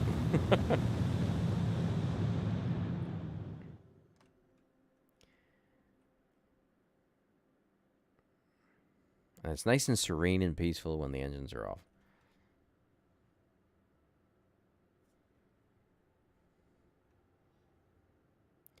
Yeah, you could be all day trying to find... well, there is a blip. Oh, that's Cat coming to rescue us. That's our space Uber. I will rate you 5 stars. I haven't even used the service yet. 5 stars all the way.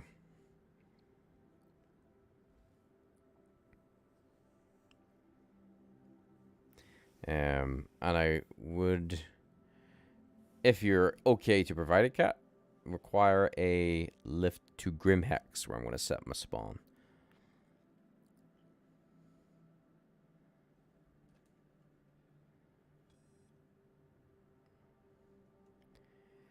Oh, I love this game. Stranded in the middle of an asteroid field. We've misplaced our mothership, and now another player is going to come in a ship large enough for us to dock our little ship inside and be taken and rescued. And that ship is... Oh, Cat! How dare you pick me up in that ship?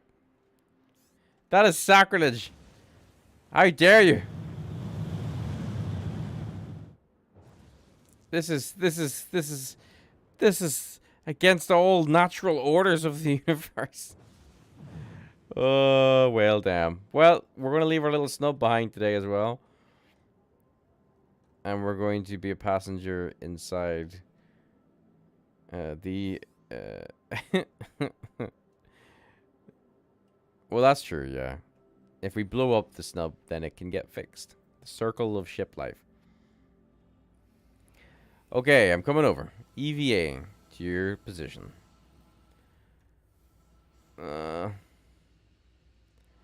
Now, I do... We have had some fun in the Hurricane. Not live yet. It's all been done on Discord. But they are my enemy. It's very difficult sometimes to put that aside. Yeah. We got to dock it. Am I being a fool? I'm probably being a fool. There we go. I wasn't far. I was too close. Cat, I think your party invite, if you want to add fire. This will be, though, the last foray, guys. I'm just getting Cat to leave me off at Grim Hex, if that's okay. But I think Cat's party lead if you guys need invites. The turrets are a lot of fun inside the Hurricane.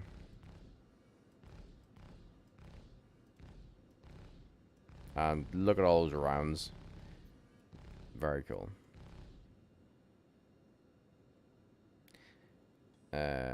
4 size 3s and then 2 size 4s on the nose. No, my baby!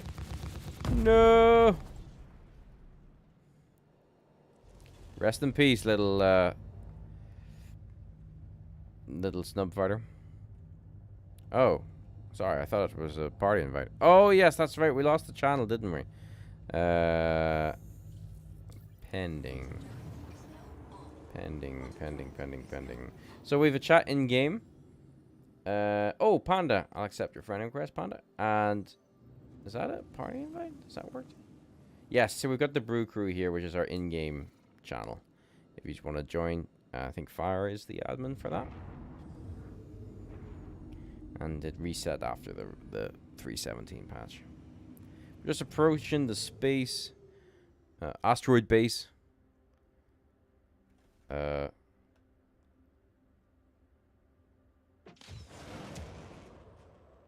Oh, it's got its missiles. Sweet. Okay, what are you shooting at? Oh, I thought you were blasting. You were blasting something else. That's cool. Nice one. The Hurricane's got its missiles. That's even more OP. This is very smooth flying. I'm loving it. Nice wee stealthy approach. Oh, who's on the deck there? We've got... Is that an Eclipse? Or a Tana on the deck, maybe?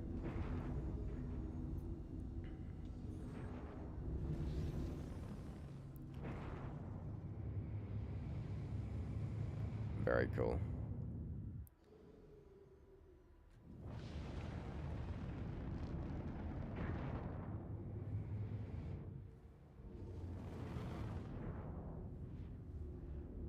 I was shooting the darkness. The darkness had to pay.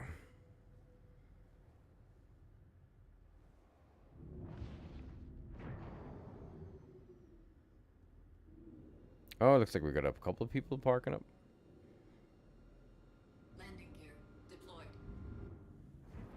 See the wee dude there with the arms out? Oh, he just crouched down.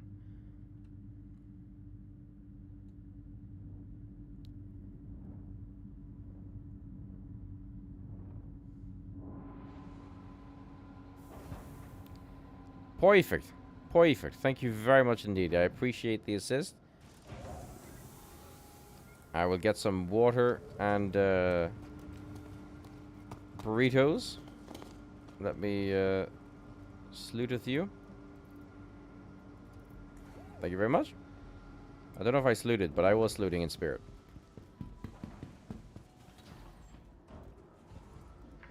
Oh, even these wee panels are different as well. I cast magic missiles at the darkness.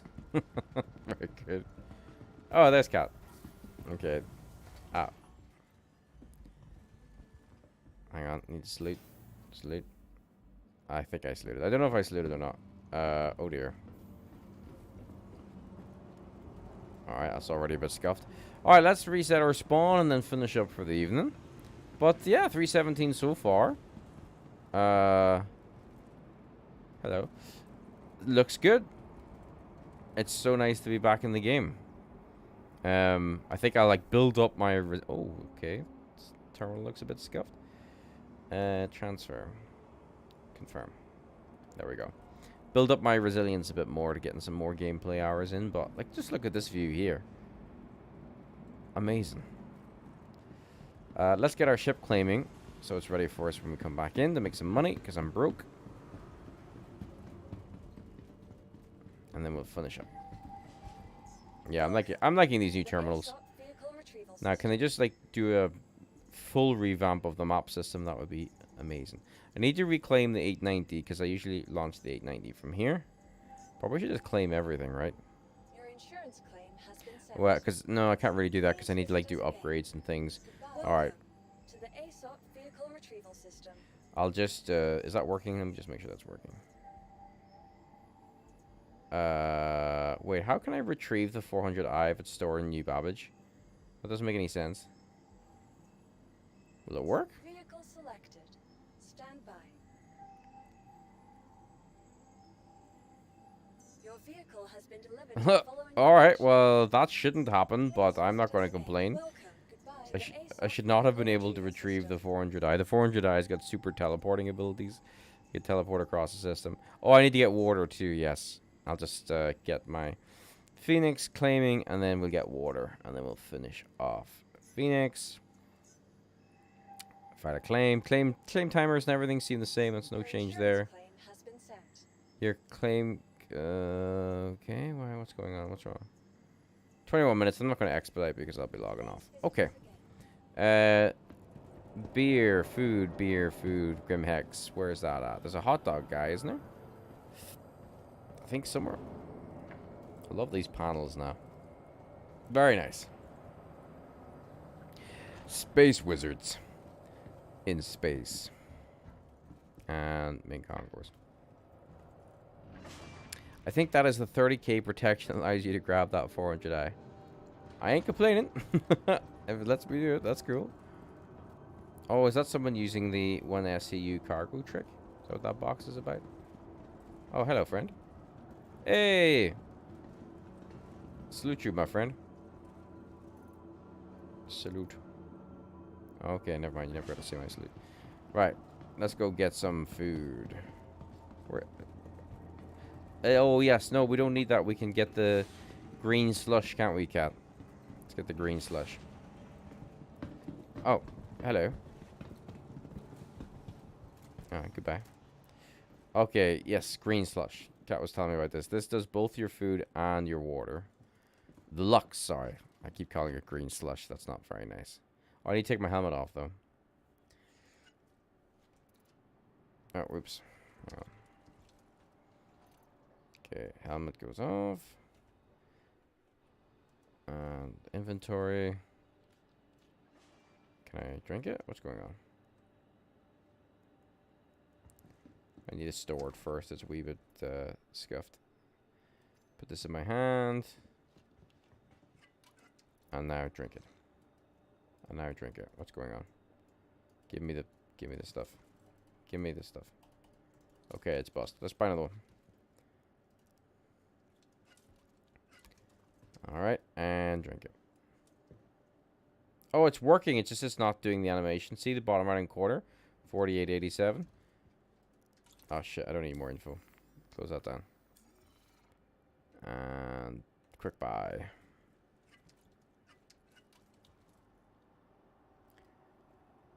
Yeah, see it's going up. There we go. 100% food, 70% drink. Sweet. Alright, can I not salute? I can't salute because I got the drink. Damn it.